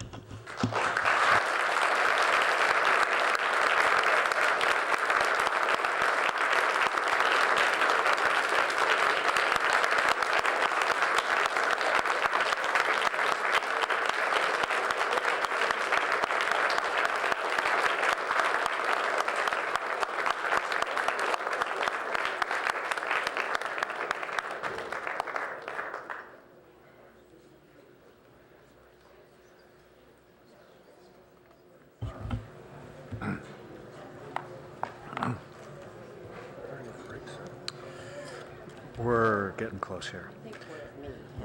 We're actually at Greg, and you're batting cleanup. Oh, yes, you're doing great. So the next item is a resolution expressing appreciation for outstanding public service to H. Gregory Scharf as council member. And that proclamation will be read, resolution will be read by former Mayor Niss. Okay, thanks, Eric, very much. So, as you probably have noticed tonight, we're reading resolutions. We're giving the audience a chance to give us some more comments on, in this case, Greg Scharf, and then you'll usually hear from us. So I think that's kind of our pattern tonight, which is, I think, working well. So this is our resolution expressing appreciations for outstanding public service to H. Gregory Scharf as mayor and council member. So I won't read but the one whereases, but whereas Greg was first elected in 2009 and been vice mayor both in 2012 and 2016, and as mayor in 2013 and 2017. I wonder if that's some kind of a record to serve in leadership that many times in that short a time. It could be. Throughout his time on the council, Greg served on all council committees and was chair on many of them. He's played a major role on many important regional boards and committees, including Northern California Power Agency and CPA, the San Francisco Bay Conservation and Development Commission, BCDC, the San Francisco Creek Joint Powers Authority, JFJPA, and the Citizens Advisory Committee to the Caltrain Joint Powers Board. Greg's leadership has been essential, not only to the city of Palo Alto, but to the entire region, where he also served as president of the Cities Association of Santa Clara County and was recently elected vice chair of the prestigious Association of Bay Area Governments, known as ABAG. As a champion for a transit-rich environment, Greg was involved in the creation of the Infrastructure Blue Ribbon Committee, which was called the IBRIC, which led to the development of today's transportation programs. He supported increased investments in the city's street maintenance program.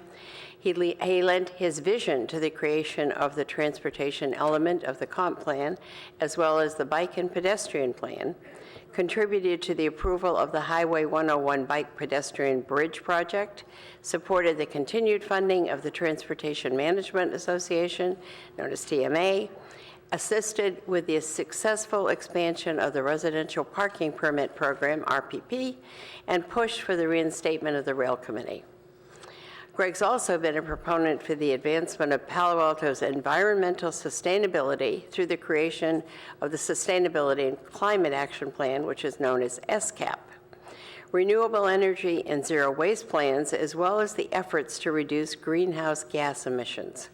That resulted in moving Palo Alto to 100% carbon neutral electric utility. And during his service as mayor, the city was also recognized in front of hundreds of elected leaders from throughout California at this year's League of California Cities annual conference as the first city to achieve a platinum level Beacon Award for its efforts and leadership in addressing climate change. Greg made important decisions regarding housing in Palo Alto, including facilitating working with the agreement between the Housing Authority of Santa Clara County and the owners of the Buena Vista Mobile Park to keep the park open, which has allowed over 400 low-income residents to remain in their homes, and the adoption of the new ADUs, accessory dwelling units, and junior accessory dwelling units regulations. And Greg is a tireless advocate for infrastructure development funding, and I would underscore that, by the way. He is a tireless advocate, as demonstrated by his support for an increase in the TOT, the Transit Occupancy Tax, which we just raised last November, which will allow the development of a world-class public safety building. He also shepherded the approval of 2 new mixed-use developments at 3001 and 3877 El Camino, which will provide the community with housing and incorporate new ground floor retail at both locations. He continued to foster Palo Alto's important relationships with its sister cities. He traveled to, I still haven't gotten that, Churia, pretty close, Japan, to run the local marathon and work with the city of Heidelberg as well on strengthening our Smart City Partnership Agreement and the designation of Heidelberg as our 7th sister city. And whereas, during his tenure as mayor, he successfully led the city through a landmark year that included many important accomplishments, such as the completion and approval of the Parks and Recreation Master Plan, the city's comp plan, which shapes the vision of the city's future for many years to come. And under Greg's leadership, the city of Palo Alto had the honor of receiving Santa Clara County's top public health award, the Healthy City, Healthy Community Best Overall Award, which recognized the city for reducing secondhand smoke, its Safe Routes to School program, and its work in creating healthier food and beverage environments. And our city also received the Age-Friendly City Award from the World Health Organization. Greg, as mayor, chaired efficient and productive meetings, allowing everyone an opportunity to participate while encouraging timely action. His service on the council exemplified his integrity, passion, and commitment toward the betterment of this community. So now we get to the therefore past.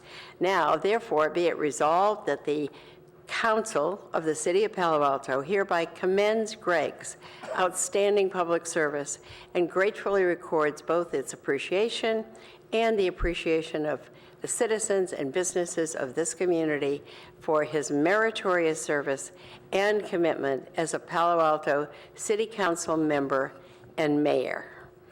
And with that, I move the resolution. Is there a second? Seconded by Vice Mayor Fine. We'll now take public comment.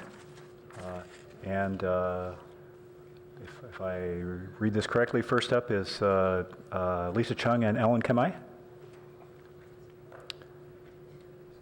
Welcome back. Thank you very much. This time you have a 1 for the price of 2.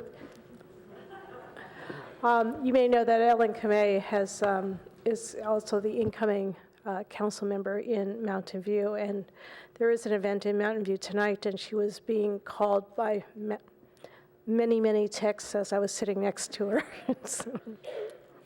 I just wanted to also explain what we do with these joint legislative resolutions, since I have a little bit of time, and I know this clock is ticking, but we do research these, both staff members, and then we send it up to either the Assembly staff or the Senate staff, depending on the agreement that we've made.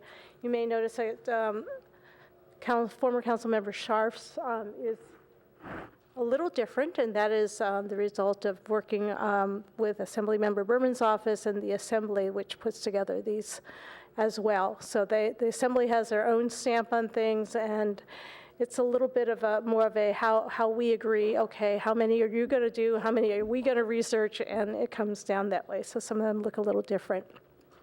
The bottom line is that the main purpose of this is to thank you for your public service, for working tirelessly. We know, each and every one of you, but as you leave, we want to make sure that you understand that we are grateful for the time you put in on behalf of your citizens. So, former Mayor Scharf, former Council Member Scharf, please come forward.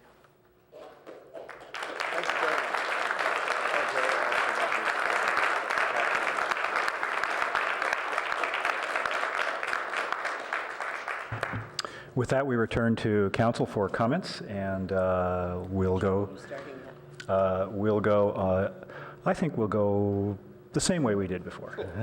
That audience is right, my left. Yes. Councilmember Cormack. Thank you, Mayor Filseth. Greg, I have always been personally grateful for your positive attitude and your focus on execution. So I want to thank you for that. Again, in the same 18 years that Karen served, you also had 15 years of the library, and your unflagging and unwavering support for that was deeply appreciated by me and certainly by the community. I think the area that, one of the areas that was mentioned by former Mayor Niss, where you really have a ton of expertise, it will be difficult to replicate going forward. A third thing for all of myself and my colleagues to think about is in the area of utilities. It doesn't come up very often, but we run a multi-$100-million business here in Palo Alto that's important to us as individuals and certainly to us as a city. So I thank you for that, and we will keep our eyes on that business on your behalf. Thank you. Councilmember Du Bois. Yeah, or maybe recruit you to continue. So yeah, Mayor Scharf, you've played a really important role on a lot of regional boards and committees. I know those are really time-consuming activities, and I know I've appreciated your dedication in doing that. And you also, I think you bring a very analytical mind to policymaking, and you always go for a pragmatic solution. And so thank you very much for your public service. Come back to me while I finish coughing. Okay. Vice Mayor Fine, I will. Thank you, Mayor.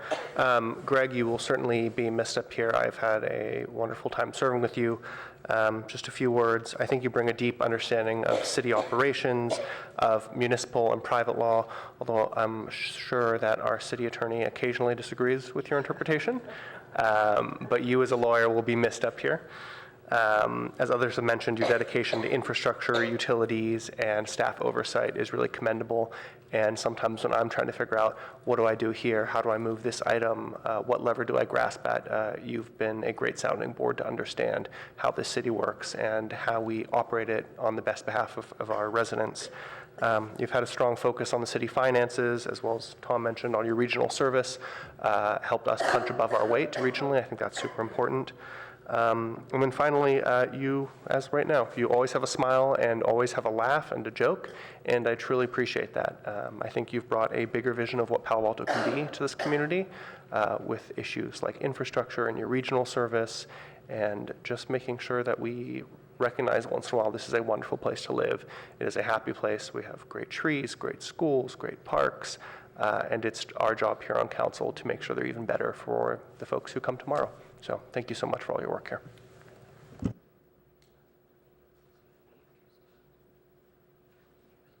Councilmember Koo. Councilmember Scharf, I want to thank you so much for all that you've done for the city during your tenure here on council, and that all that you have taught me over the past 2 years. You may have created a monster, but seriously,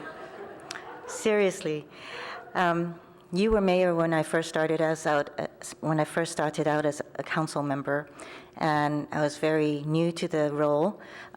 You reached out and had a meeting with me and helped me with answers to my questions, and I've really appreciated that. It wasn't just one time, it was quite a few times that you reached out to me. I will also remember when, my passion with emergency preparedness, and when a position came up at the Cities Association, you helped me get that position with the Emergency Operations Area Council. I've really enjoyed that. I've seen what county does, and it's taught me a lot. So I really appreciate your guidance there. I just want to say thank you again, and all the best to you. Councilmember Tanaka. Yeah, so I want to thank you for your encouragement. I may not be here without your encouragement, so thank you for that, your mentorship. I think I learned a lot from you. I know you've tried to help me in many different ways, so I appreciate that. And I, like the others said, I really admire your ability to get things done. I know it's hard to get things done in government, and you have a good knack at that, so thank you. So I know you served for many years, really appreciate that, and I think you'll be missed.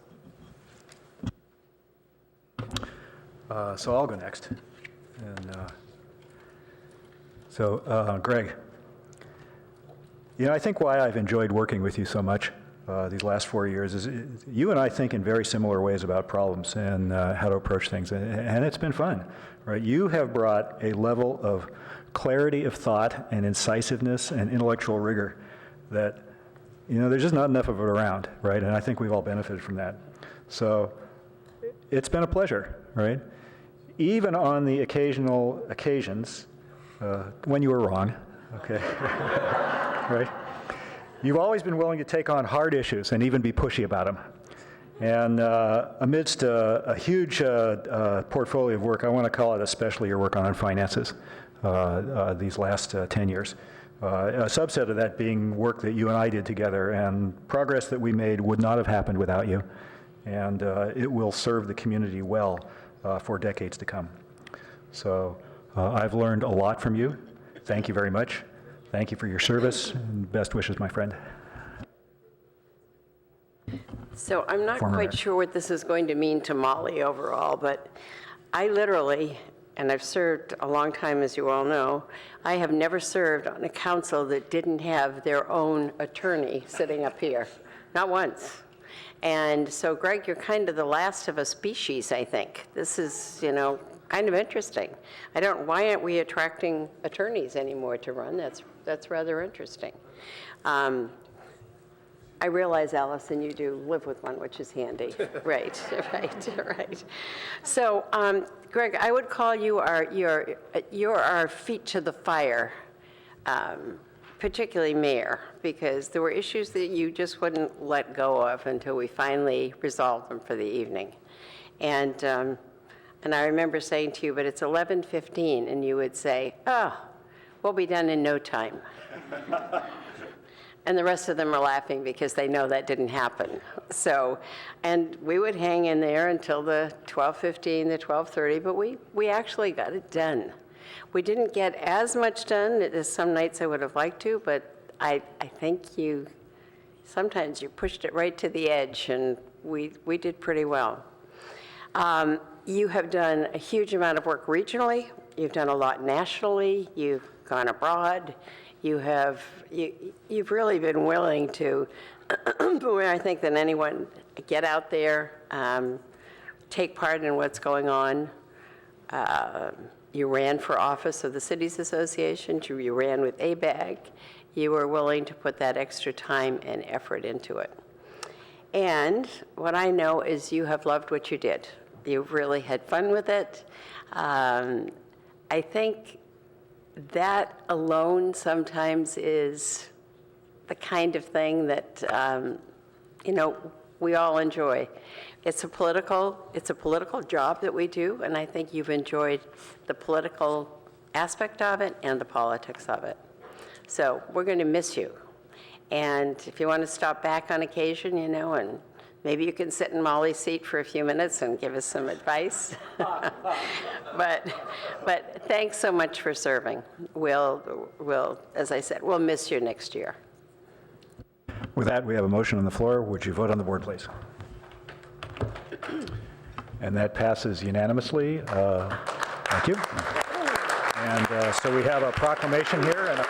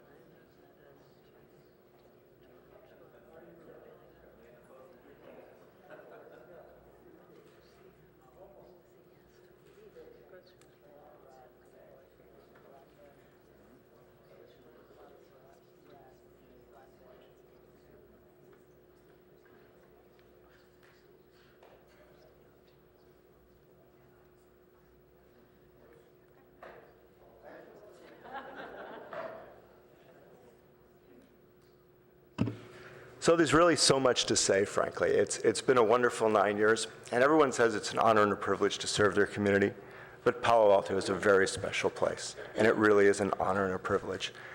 And as Mayor Niss and other people have mentioned, I have served on a lot of regional boards, and one of the things I think I wanted to say about that more than anything else is it's weird coming from Palo Alto, especially when you're dealing with San Jose and Oakland and and even regionally, other areas in the county, you deal with a lot of county supervisors and places like that. What you find out is that we are really on the forefront of everything. It's almost a little embarrassing. When people come up and say, we're going to do this, Palo Alto did that 5 years ago. And it's a really amazing feeling to be in a community in which you have so many smart people and so many initiatives that we move forward on. We really are on the forefront of everything, and we're a really small town. I mean, that's the interesting part about it.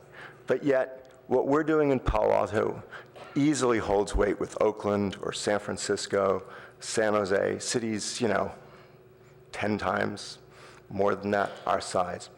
And that kind of stuff is just such an honor and a privilege to be doing that. And so I just really wanted to say that living in Palo Alto is an amazing experience. And being a council member from Palo Alto is really an incredible opportunity. There's so many opportunities you have, as people have mentioned. You get to go to Tachura, you get to run a marathon. I mean, imagine that with your sister city. You get to go to Heidelberg and you get to talk about sustainability, and you get to learn what the cutting edge of sustainability really means in Palo Alto. And then you get to lead the rest of the county in that direction. And those are things that you really get to do only if you're from Palo Alto. So I really wanted to thank everyone for all their support over the years. I wanted to thank my colleagues. Working with each of you has been an honor. You're all very different. And frankly, for all the council members I worked before you, Palo Alto attracts really super smart council members, and it really is a privilege to work with them. In terms of things we accomplished and things I'm really proud of, I'm really pleased about the way we've protected retail in Palo Alto. That's something that was really important to me, and I think we've done a really good job on that. There's always more you can do, but I really do think we've put in good bones that protect retail in Palo Alto. The other thing I really wanted to say that I'm pleased we did is when I joined the council, not only did we not invest in infrastructure, we didn't keep our infrastructure up. We didn't spend the maintenance dollars. And I would really caution everyone to make sure that we continue to at least keep up what we have, because the cost of fixing it is always so much higher. So, if we can focus on making sure we at least do that and continue to do that, that would be really great. Because I really did think prior to that, that was one area we really fell down in. In terms of healthy cities, I was very pleased about that. I was really pleased on how we moved forward on dealing with tobacco regulations and dealing with smoking and all of that in our city. We were at the forefront of that, and I'm really pleased we did that. Traffic, housing, I think we've made quite a bit of progress, frankly, on housing initiatives. We'll see if it bears fruit. We'll see if people actually build the housing. I hope they do. Transportation, I think we could do a lot more, but I think we will, and I think we'll continue to make progress in that area. And transportation and housing are obviously the big issues, but those are the issues that have plagued this city, I guess, since the 60s, maybe longer. So we're not going to solve those problems overnight. But I think it's continuing to move forward. Sustainability, as I mentioned earlier, that's an area really where we are a leader. We're an area we as a city can be extremely proud of our accomplishments there. And I am very proud of what we've done there. So I just really also wanted to thank our city staff. I think one of the things that's most disheartening to me a little bit is when I read Palo Alto Online and I see the attacks on our city staff. I wanted to say that our city staff works extremely hard for the residents of Palo Alto. And they really care about the residents, and they really work for the residents. And I really hope that people recognize the great contributions our city staff does. They really put their heart and soul into this and work really hard for the most part. I'm continually amazed at the extra hours they do. One of the things I've done for probably the last 9 years is I walk around City Hall. I see who's working late, how hard people are doing, and I'll tell you that people actually work really hard in the city, and they work really hard for the residents, and they really care about their jobs. I also wanted to thank Jim Keene. Jim really worked hard, and I think did a great job as a city manager for the last 10 years. And I know that we're really lucky to have Ed Chicata following him in his footsteps. I feel that the city's in really great hands. And with that, I just really wanted to thank my colleagues. I've enjoyed working with each of you, and I want to thank you for your kind words. I really appreciated them. I wanted to congratulate Mayor Filsath. I know you'll do a fantastic job. Thank Mayor Niss for her year of service and for her great friendship on the council. Welcome Allison Cormack to the council. I know Allison will be a fantastic council member. I want to thank Tom DuBois. Tom, you're a really smart guy, and you're a really good council member. Adrian, wanted to thank you. You're the conscience, a little bit of the council. Really appreciate it. The pushing of the housing, you're even keel. You're going to make a great vice mayor, and you'll make a great mayor when it's your turn. Lydia, I also wanted to thank you. I want to thank you for your passion you bring to things, and I really appreciate that. Greg, I actually really appreciate your fiscal conservancy that we have. You've turned me into feeling like I'm a tax and spend guy. I didn't used to be that way, but that's how you make me feel. So I really wanted to thank all of you for what you bring to the council. It's great. And with that, I want to thank the citizens of Palo Alto. I've really enjoyed it. It's probably been the greatest honor of my life. I've really enjoyed it, and it's definitely an emotional feeling to leave the council. Thank you.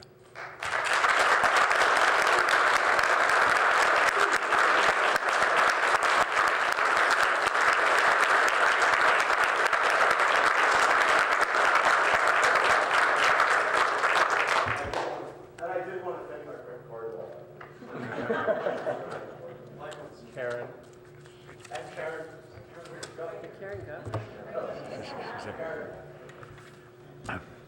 With that, we now move on to our final item of the night, which is a resolution expressing appreciation for outstanding public service to, actually our second last field, we'll have general oral communications after this, outstanding public service to Liz Niss as mayor. And it'll be my honor to read that resolution.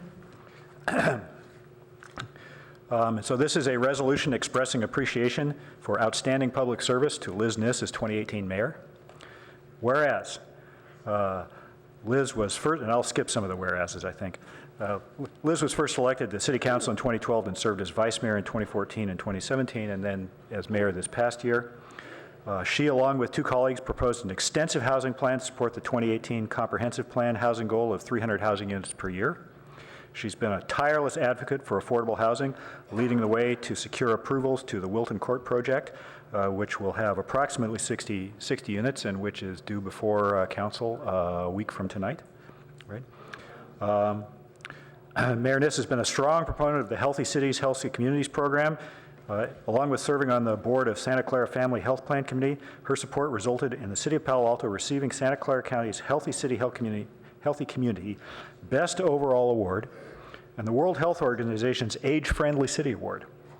And also as liaison to Avenidas, Liz provided guidance to aid in the approval of funding for the rehabilitation and expansion of the Avenidas building, a major community project, which provides housing and comprehensive programs and services for older adults in Palo Alto, which is now almost 20% of our population. Under Liz's leadership, the city approved, and we had the pleasure of, right before the break of the signing of this, approved the much-anticipated Highway 101 bike pedestrian bridge project after many years of planning and the groundbreaking ceremony less than a month ago. During her time as mayor, the city approved two major infrastructure projects, including the public safety building, many years in development, and the Cal Ave garage, and secured funding for the infrastructure plan through the passage of Measure E, and the neighborhood traffic safety and bicycle boulevard project was initiated. Liz worked tirelessly to ensure the best quality of life for Palo Alto residents, and under her leadership, the city significantly expanded its aquatic services and solidified a bright future for the animal shelter by facilitating contracts with Team Sheeper and Pets in Need, respectively. And she officiated mayor for the opening of the new improved Balin's golf links. And whereas Mayor Niss advocated for refinements to the residential parking permit program, which provides special on-street parking for relief for residents. She has continued to foster the city's relationship with its sister cities, visiting Oaxaca, Mexico, to celebrate the 25th anniversary of the Albergue Infantil Josefino Orphanage, and also the Yangpu district in Shanghai, resulting in the establishment of Palo Alto's newest sister city and a new smart city partnership focused on innovation, shared learning, and best practices. And whereas under Liz's guidance, the city hired new city manager Ed Shikata, which we're delighted to have with us, who's been serving as assistant city manager and utilities general manager since 2015. And whereas, along with the rest of City Council and city employees, Liz recognized 10 years of outstanding leadership and contributions made by the outgoing city manager, James Keene, who provided vision and left a lasting legacy for the city of Palo Alto and the surrounding communities. And whereas Liz's leadership has been not only essential not only to Palo Alto, but to the entire region, where she has served as president of the Bay Area Air Quality and Management District and a member of the VTA Policy Advisory Committee and as a Group 2 representative for the VTA Board. Now, therefore, let it be resolved that the Council of the City of Palo Alto hereby commends the outstanding public service for Mayor as 2018 to Liz Niss and gratefully records both its appreciation and the appreciation of the citizens and businesses of this community for her service and commitment as the 2018 Palo Alto Mayor. And I would like to move that one myself. Is there a second? Second. Seconded by Councilmember Cormack. Thank you. You're welcome. Is there, do we have a public speaker for this? Yes, and we'd like to welcome Lisa Chung once again from the Office of Senator Jerry Hill. And this is simply Lisa Chung representing Senator Hill. I want to take the opportunity to address the council, but to thank Mayor Niss for her service as well as her, her success this past year, and to offer congratulations to incoming mayor, or rather, current Mayor Phil Seth and Vice Mayor Fine. I just came down to say hi, Lisa. I came over. I wanted to personally thank you as well, because it has been a pleasure to be a liaison for Senator Hill and to have you at every event and to see your friendly face, as well as to really enjoy the events that you've been presided over. Thank you for coming tonight. I appreciate it. And good night, all. Congratulations to our newest member. Thanks, Lisa. We'll now return to council for comments, and once again, we'll start with Councilmember Cormack. I'm used to going first since my first and last names are very beginning of the alphabet. So, I won't. The leading of the voward. Liz's decades of service here and in the other places that Mayor Phil Seth has indicated are, we'd be here until tomorrow, and I think this is the one meeting when hopefully we don't have to be here until tomorrow. So I won't reiterate those. I will say on a personal note, it's often said that it takes a long time for people to decide to run for political office, and for women in particular, they're often asked maybe 10 times before they decide to run. And I'm confident that it was Liz who first asked me when I was here with the library. So for someone who plays the long game, I want to appreciate you, personally on that. And it's just an incredible pleasure now to be an official colleague. Yeah. Mayor Niss, I think we had a really big year on infrastructure projects, and it's incredibly hard to get those things done. So I think you should be very proud. So we made progress in the police and fire buildings, parking lots, the bridge, and you got to open a great new golf course, which is pretty awesome. So, and it's been mentioned a couple times tonight, but I think you really managed very well. Critical leadership change with Jim leaving, Ed coming on board, in a really tight job market. So I look forward to working with you this year, and thank you for your year as mayor. Same, thanks. Councilmember, Vice Mayor Fine. Thank you, Mayor. So thank you, Mayor Niss, for your years of service. I believe you actually started to serve this city before I was even born here, and I won't date either of us. But Palo Alto and our region and our county really are a better place because of your years of service at the county, on the school board, in the city council chambers. I'm always amazed at your extensive community connections. There's often a time I come to you and say, hey, I was looking at this issue and I talked to this person in this community. You're like, oh, well, I've known blah, blah, blah since 1979. And it's really stunning, and I think an homage to your hard work of listening to the folks out there, trying to push the best policies forward for this city. As Tom mentioned, a lot of great accomplishments in the past year, and I look forward to working with you the next 2 years. Councilmember Koo. Mayor Niss, thank you so much for your service this past year as mayor. Greatly appreciate the community meetings, the town hall meetings that you held to listen to all the residents in the community. And so we'll be able, hopefully, to address the problems in the future. So again, thank you for this whole last year. Councilmember Tanaka. Yeah, so just want to thank you for your leadership as mayor, your decades of service. And, you know, I had a chance to campaign with you back in 2016. And one thing you campaigned on was experience, and definitely it shows. So thank you for that. And I think the city benefits from your experience. So thank you for your work. I think I already spoke briefly earlier, but I think it's been a pleasure working with you, and I think under your mayorship, the council got some good work done, so thank you very much. You're welcome. And let's see, so we now have a couple of these. Why don't we might as well go down. We'll go down in front. It makes it easier for pictures. Yep. Right.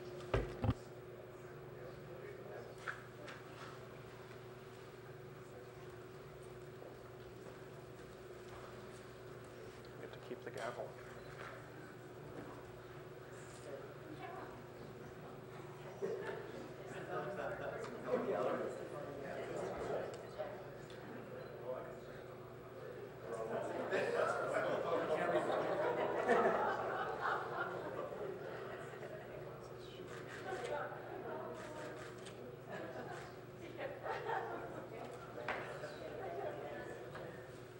Thank you, Rick, also.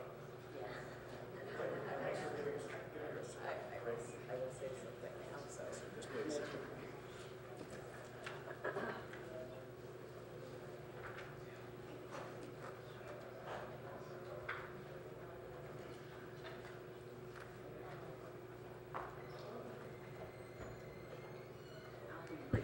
Former Mayor Niss, you have the floor. Because I've had a bet going with Tom next to me about what time we would get done. I had said 8:45, so it means I'm going to have to talk fast. So thinking of some of the things that, you know, we've talked about tonight, Allison mentioned that usually a woman needs to be asked about 10 times to run for office. I was approached by somebody named Sally Siegel, and you have to have been around a while if you know who Sally is.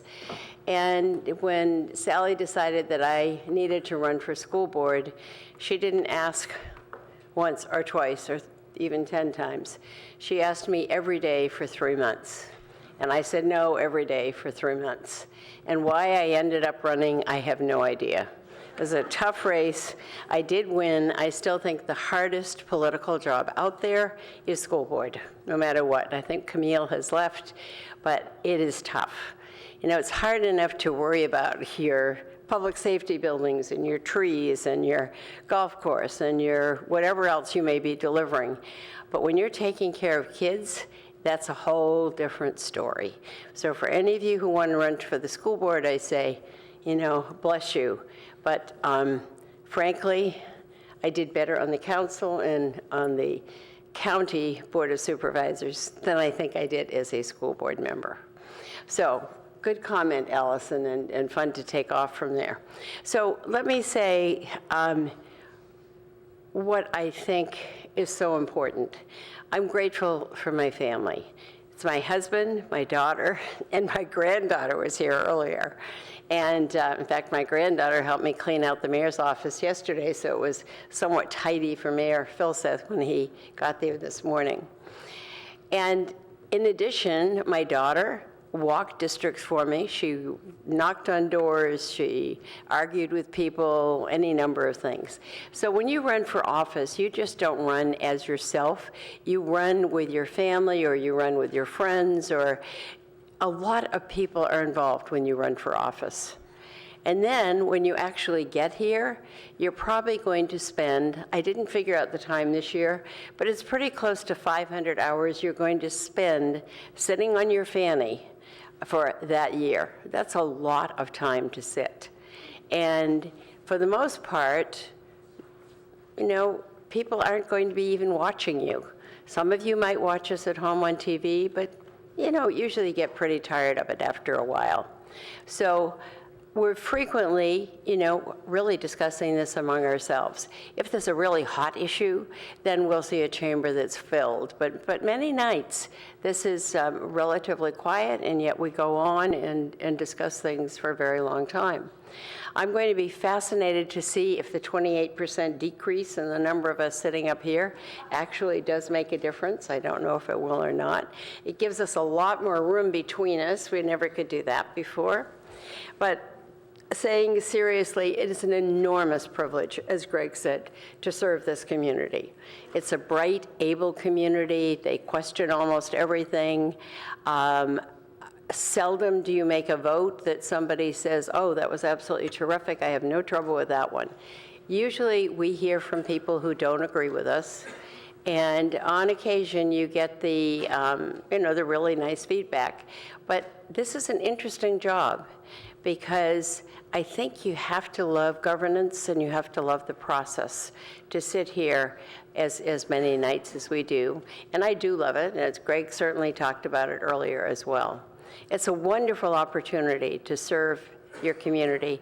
It's also a wonderful way to learn. It's incredible.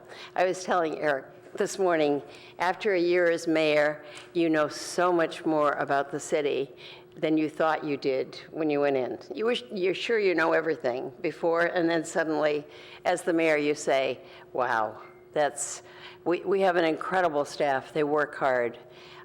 Certainly kudos to Ed and to Molly, who are sitting here tonight.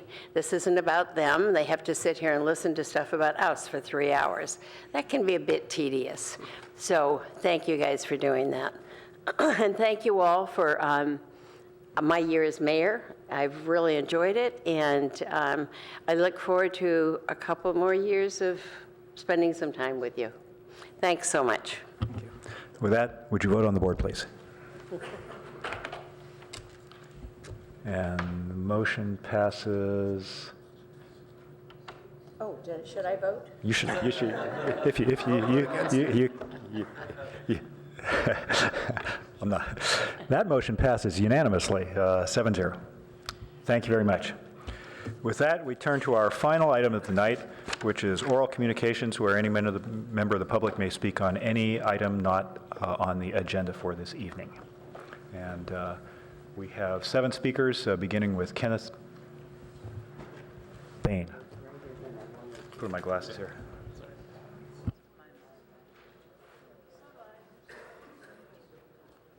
That was a lot of plaques and resolutions.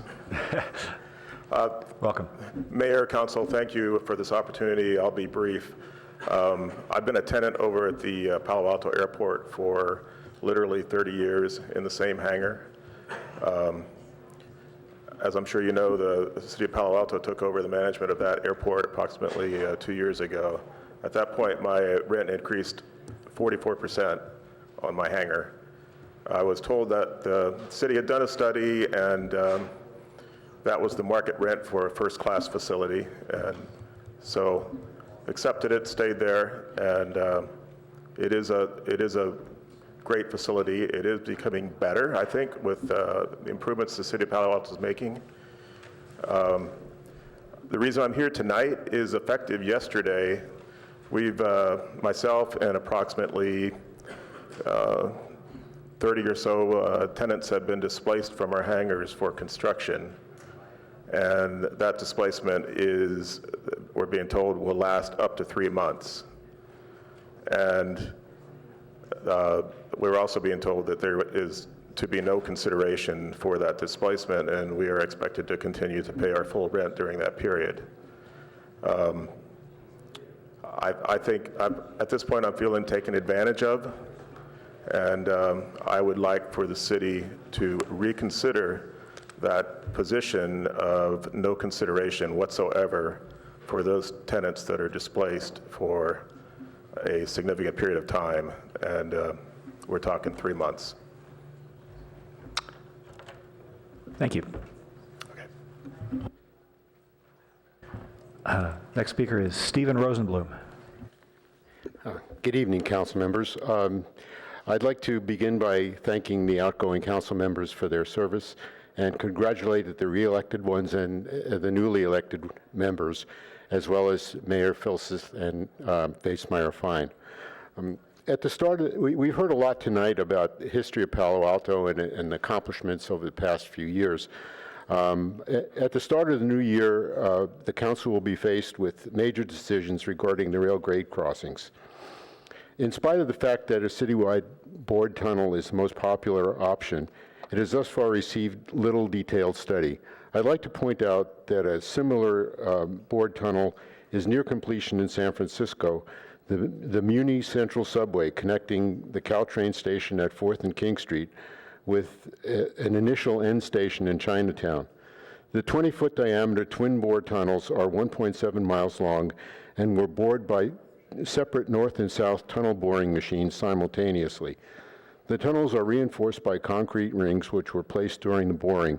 The total cost of the project, including 3 underground stations, is $1.578 billion. The cost of tunnel boring alone was $233 million, which comes out to about $137 million per mile. The tunnel began in 2013 and was completed in 2015, so that's 2 years, and machines bore about 40 to 50 feet per day. I suggest that this is an excellent template for the costs and conditions facing a similar tunneling project in Palo Alto, with the issues of tunneling in sand and clay and dealing with groundwater and underground utilities. I suggest the city staff and AECOM consultants could benefit greatly by interacting with staff on the Central Subway project and gain from their experience. To my knowledge, the interaction has not occurred so far.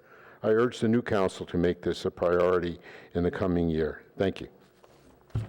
Thank you. Next speaker will be Dennis Backlund. Dennis, are you out there? Oh, there he is.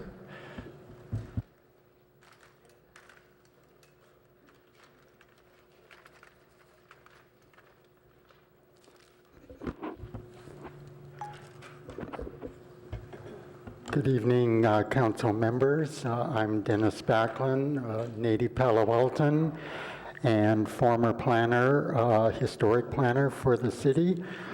Tonight I congratulate Mayor Filseth, and I also congratulate the newest member of the council.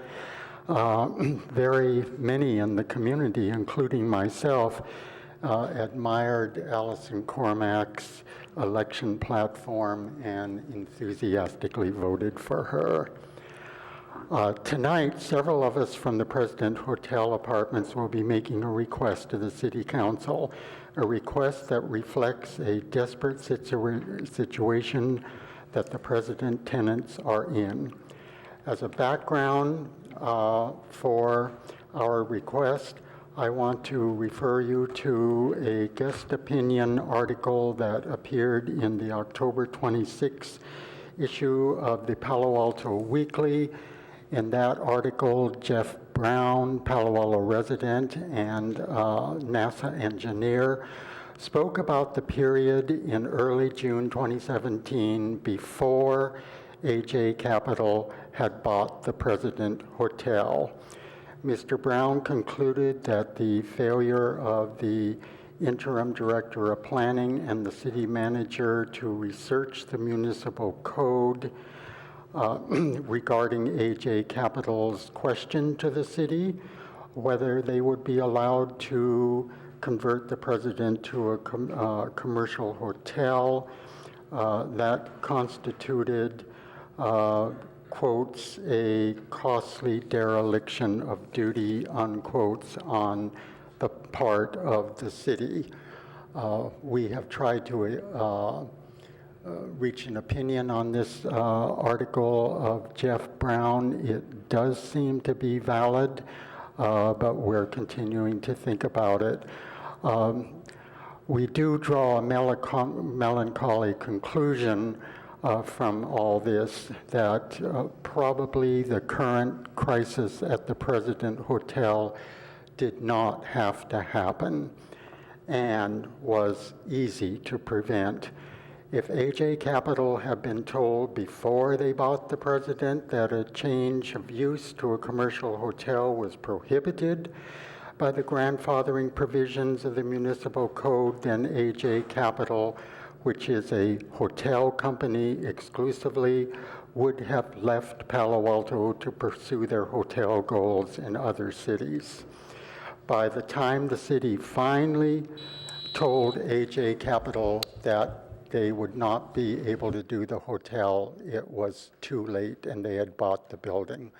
So our request to the council, if you can, is to please advise AJ Capital that it would be good to extend the tenant stay because they don't have places to live yet, and it is a period of winter storms, and AJ Capital has not submitted a project and does not have any approvals. This project will take months to do, and therefore it would not be harmful to them if our stay at the President was extended. We fear if the council does not make this suggestion, AJ Capital probably will evict us on January 31st, and we do not know what we will do. So we very much appreciate your consideration of our request. Thank you very, very much. Good night. Thank you. Michelle Krause.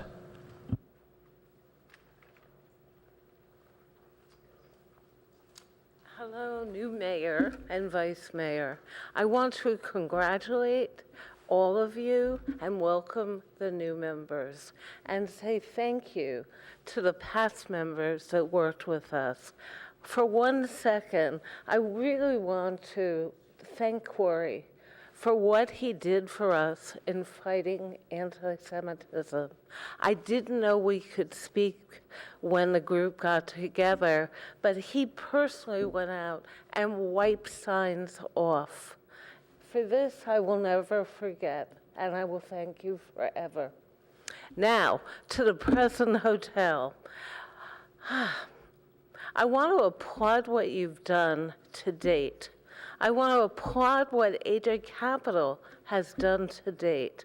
Many of us signed those agreements because we didn't want our neighbors that didn't have means to wind up on the street. They would be homeless without what the city has allocated and AJ Capital. That is a reality. Now, there are a third of the people that are left there. I ask you to make it a priority, Mr. Mayor, of this council to attend to this. The new city manager must be brought up to speed. And I urge you to get involved. AJ wants to deal. Look at me, I'm standing up and telling you this. There was no gag order. We were ill-advised. That's why we haven't been here since then. There were a dozen people here. They got cold and hungry. What can I tell you? We'll come back next week. But please, make this a priority, or the third of the people that remain will be evicted on January 31st. AJ wants to figure this out. Thank you. Thank you. Next speaker will be Chris Kellogg. Hi. I'd like to welcome the new council members and thank the departing ones for all the work that you've done so far this year. I'd like to thank you for the work this summer on passing the relocation assistance. That's been helpful, I know, to some of the residents of the hotel. I'm also here to ask you for your help and support. There's a January 31st deadline, and many tenants, because of age, disability, and cost, are unable to vacate that soon. There's still a significant number of tenants there. Please make this matter a priority. Thank you. Thank you. Karen Gao. Karen, are you here? Okay, she's gone. Next speaker will be Iqbal. Good evening. Congratulations for the new mayor and Madam Cormack. Also, Du Bois. And also, Sharf and Corey, thank you for the help you've provided us at the President. I live at the President's Hotel for over 25 years, in Palo Alto, close to 35. I compliment and want to support the statements made earlier, especially by Dennis and Chris and so on. This is an opportunity for you as a new council, as beginning of the year, to look and consider the issues that are facing you, the council. There's housing, traffic, there's parking, access way into Palo Alto and out of Palo Alto. These issues have been there. There's Stanford expansion. There's not enough housing being provided for years on, and this problem is going to remain. It is a good time for you to reconsider and wonder, how much effect are you going to have on these issues? There are many of us still left in this building who are in a serious bind, not knowing where we will be next month. It is not even necessary for the new landlord to put us out on the streets or put us out on January. They had given us an agreement with the possibility of extending that till June. We hoped that was going to happen because it's no cost to them. But we got told soon after December, during the holidays, that January 31st is our last date. So we are hoping and asking for your help for the merits of this community that was close to 150 people, 75 units, averaging 2 people per unit, a densely populated building in downtown with all of the positives that each one of you recommend the next housing project to be like. And this problem is not just a Palo Alto problem. It's the Bay Area problem. And we have to face dealing with it, because not dealing with it creates people like me and Dennis, and perhaps that's what I will be out on the sidewalk across from the President's Hotel with a sign saying, "I am now homeless." It's a possibility.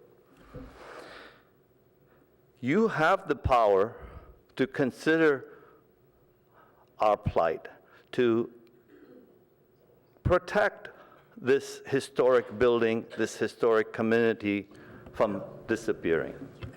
Thank you very much for letting me speak. Good night. Thank you. Next speaker will be Mark Cox. Sorry, Cedric de la Beauchaudière. Mark Cox or him? Cedric. Me and then you. Sorry. Good evening. Thank you to the outgoing council members, Wolbach, Holman, and Scharf. Congratulations to the incoming and re-elected members, Cormac, Dubois, and Phil Seth. I hope you will each take the time to center yourselves before each council meeting and be guided by your hearts and engage in wise and thoughtful deliberations on the many issues before you. The rest of my comments are actually directed to the formerly full and diverse audience tonight. There was quite a bit more of us 3 hours ago. I wanted to take this opportunity to reach a more varied segment of the population than what any single issue would normally draw to these august chambers. The city is currently deliberating possibly the most expensive infrastructure project it will ever face: how to separate the train tracks from the roads which cross it at grades. Options on the table range from virtually free to billions of dollars, that's billions with a B, In comparison, the library bonds, which was so difficult to fund, was $75 million. So this is 10 times more, potentially. In order of increasing cost, the options include closing the intersections or doing nothing other than safety improvements to the crossing gates, or $200 to $250 million for the hybrid alternative of raising the tracks up 15 feet and lowering the road 7 feet, $400 to $450 million to raise the tracks 21 feet on a viaduct, keeping the road at grade, or $600 to $800 million to lower the tracks 30 feet into a trench, keeping the road at grade, or around $1 to $4 billion, depending on the options, again with the B, to put the train in a tunnel for all or part of Palo Alto. The city expects to receive up to about $350 million from Measure B funds to pay for grade separation, so some of these options would not require additional debt. The more expensive options, however, would likely require bonds, and the cost of bonds double when you account for paying off interest. So even with the Measure B funds, the trench could end up costing the community $1 billion. Therefore, I would encourage the members of this community to wake up to the enormous costs which they may be asked to shoulder, to ask themselves, is this the one and only and most important project they want for the city for the next 30 years, even with issues such as climate change looming, with costs of adaptation and the need to draw down our carbon levels to safe levels? I urge you all to educate yourselves on the options the city is considering, and to make your opinions, your hopes, and your concerns known to the council so that they can make a more fully informed decision that takes into consideration the needs of all residents of Palo Alto. Thank you very much. Thank you. Next, Mark. Hi, my name is Mark Darrell Cox. I am an Islamic Septuagint Jew who follows the unaltered Messiah. And the world does not do this. They follow an altered book that says God finished his work on the seventh day. That's not true. That's a lie. He finished his work on the sixth day. It says that Adam became the father of Seth when he was 130. That's not true. He was 230 years old. All these alterations sum up to make that book that is an altered book in different languages across the world, in synagogues and churches, to be the abomination of desolations. I am literally the firstborn son of John Lennon when he was 21 and Maureen Cox when she was 15 before she married Ringo Starr.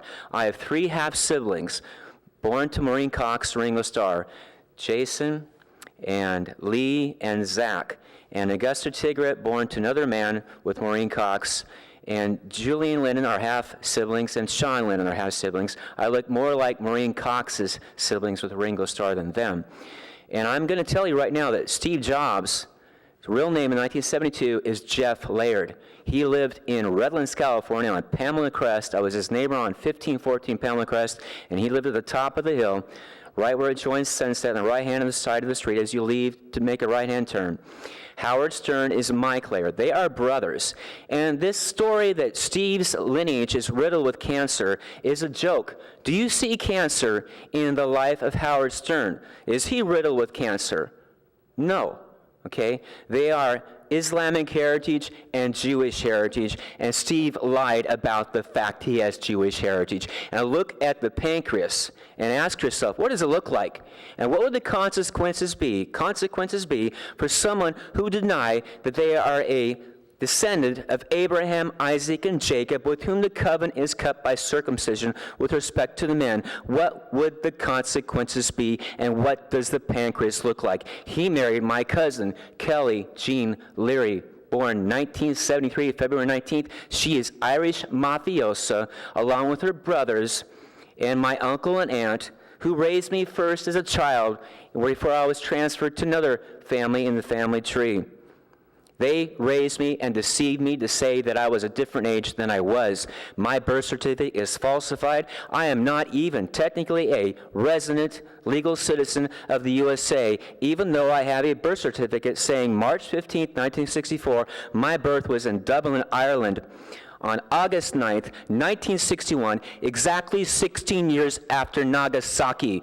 And we got the payback for Nagasaki and Hiroshima when the Twin Towers came down, tumbling down from the sky. And then in the same decade of a third generation, We saw Lehman Brothers and Washington Mutual fall down with collateral damage that crossed across borders in this world. And we will see, again, desolations in 2026 at a higher magnitude because we follow the abomination of desolations. Thank you. And our final speaker will be Vijay Varma. Good evening, and congratulations to Allison on joining the City Council and Eric and Tom on re-election. I have two things that I want to request the City Council. One is that we need to stop digging our hole deeper. None of us on the dais is going to leave $1 million credit card bill for our kids. So why is the council over the years has dug this hole that we're leaving billions of dollars for the future residents of the city? And anything we do, I heard somebody say the other day on the radio that mopping a wet floor does not help unless you shut down the leaky faucet. We have to do that. If we can't increase our revenue, we have to cut down our cost. We have to cut down our expenses. That's what we do in our personal life. Why is that we can't do as a city? Even as a country, I'm disappointed as a fact. So my only request to you is please stop digging the hole and reverse that process, okay? And number two, on the housing. We keep talking about housing for the poor, affordable housing. There's a moral hazard. You build more, the more people are going to come. And we are in the process deteriorating the quality of life of people who are already here. Again, the leaky faucet applies here. We have to stop the growth so that we can make the quality of life better for the people who are here. It doesn't help bringing more people into a dirty environment. That's all I have to say. Thank you. Thank you. With that, I think we are adjourned. Comments from us. Comments? Sure, why don't we do that? Council member comments and questions? It's not agendized, but anybody? With that, I believe there's scheduled to be a reception out in the front, and we are adjourned. Thank you very much. Thank you to everybody for coming and staying. Thank you to the outgoing council members, and good evening.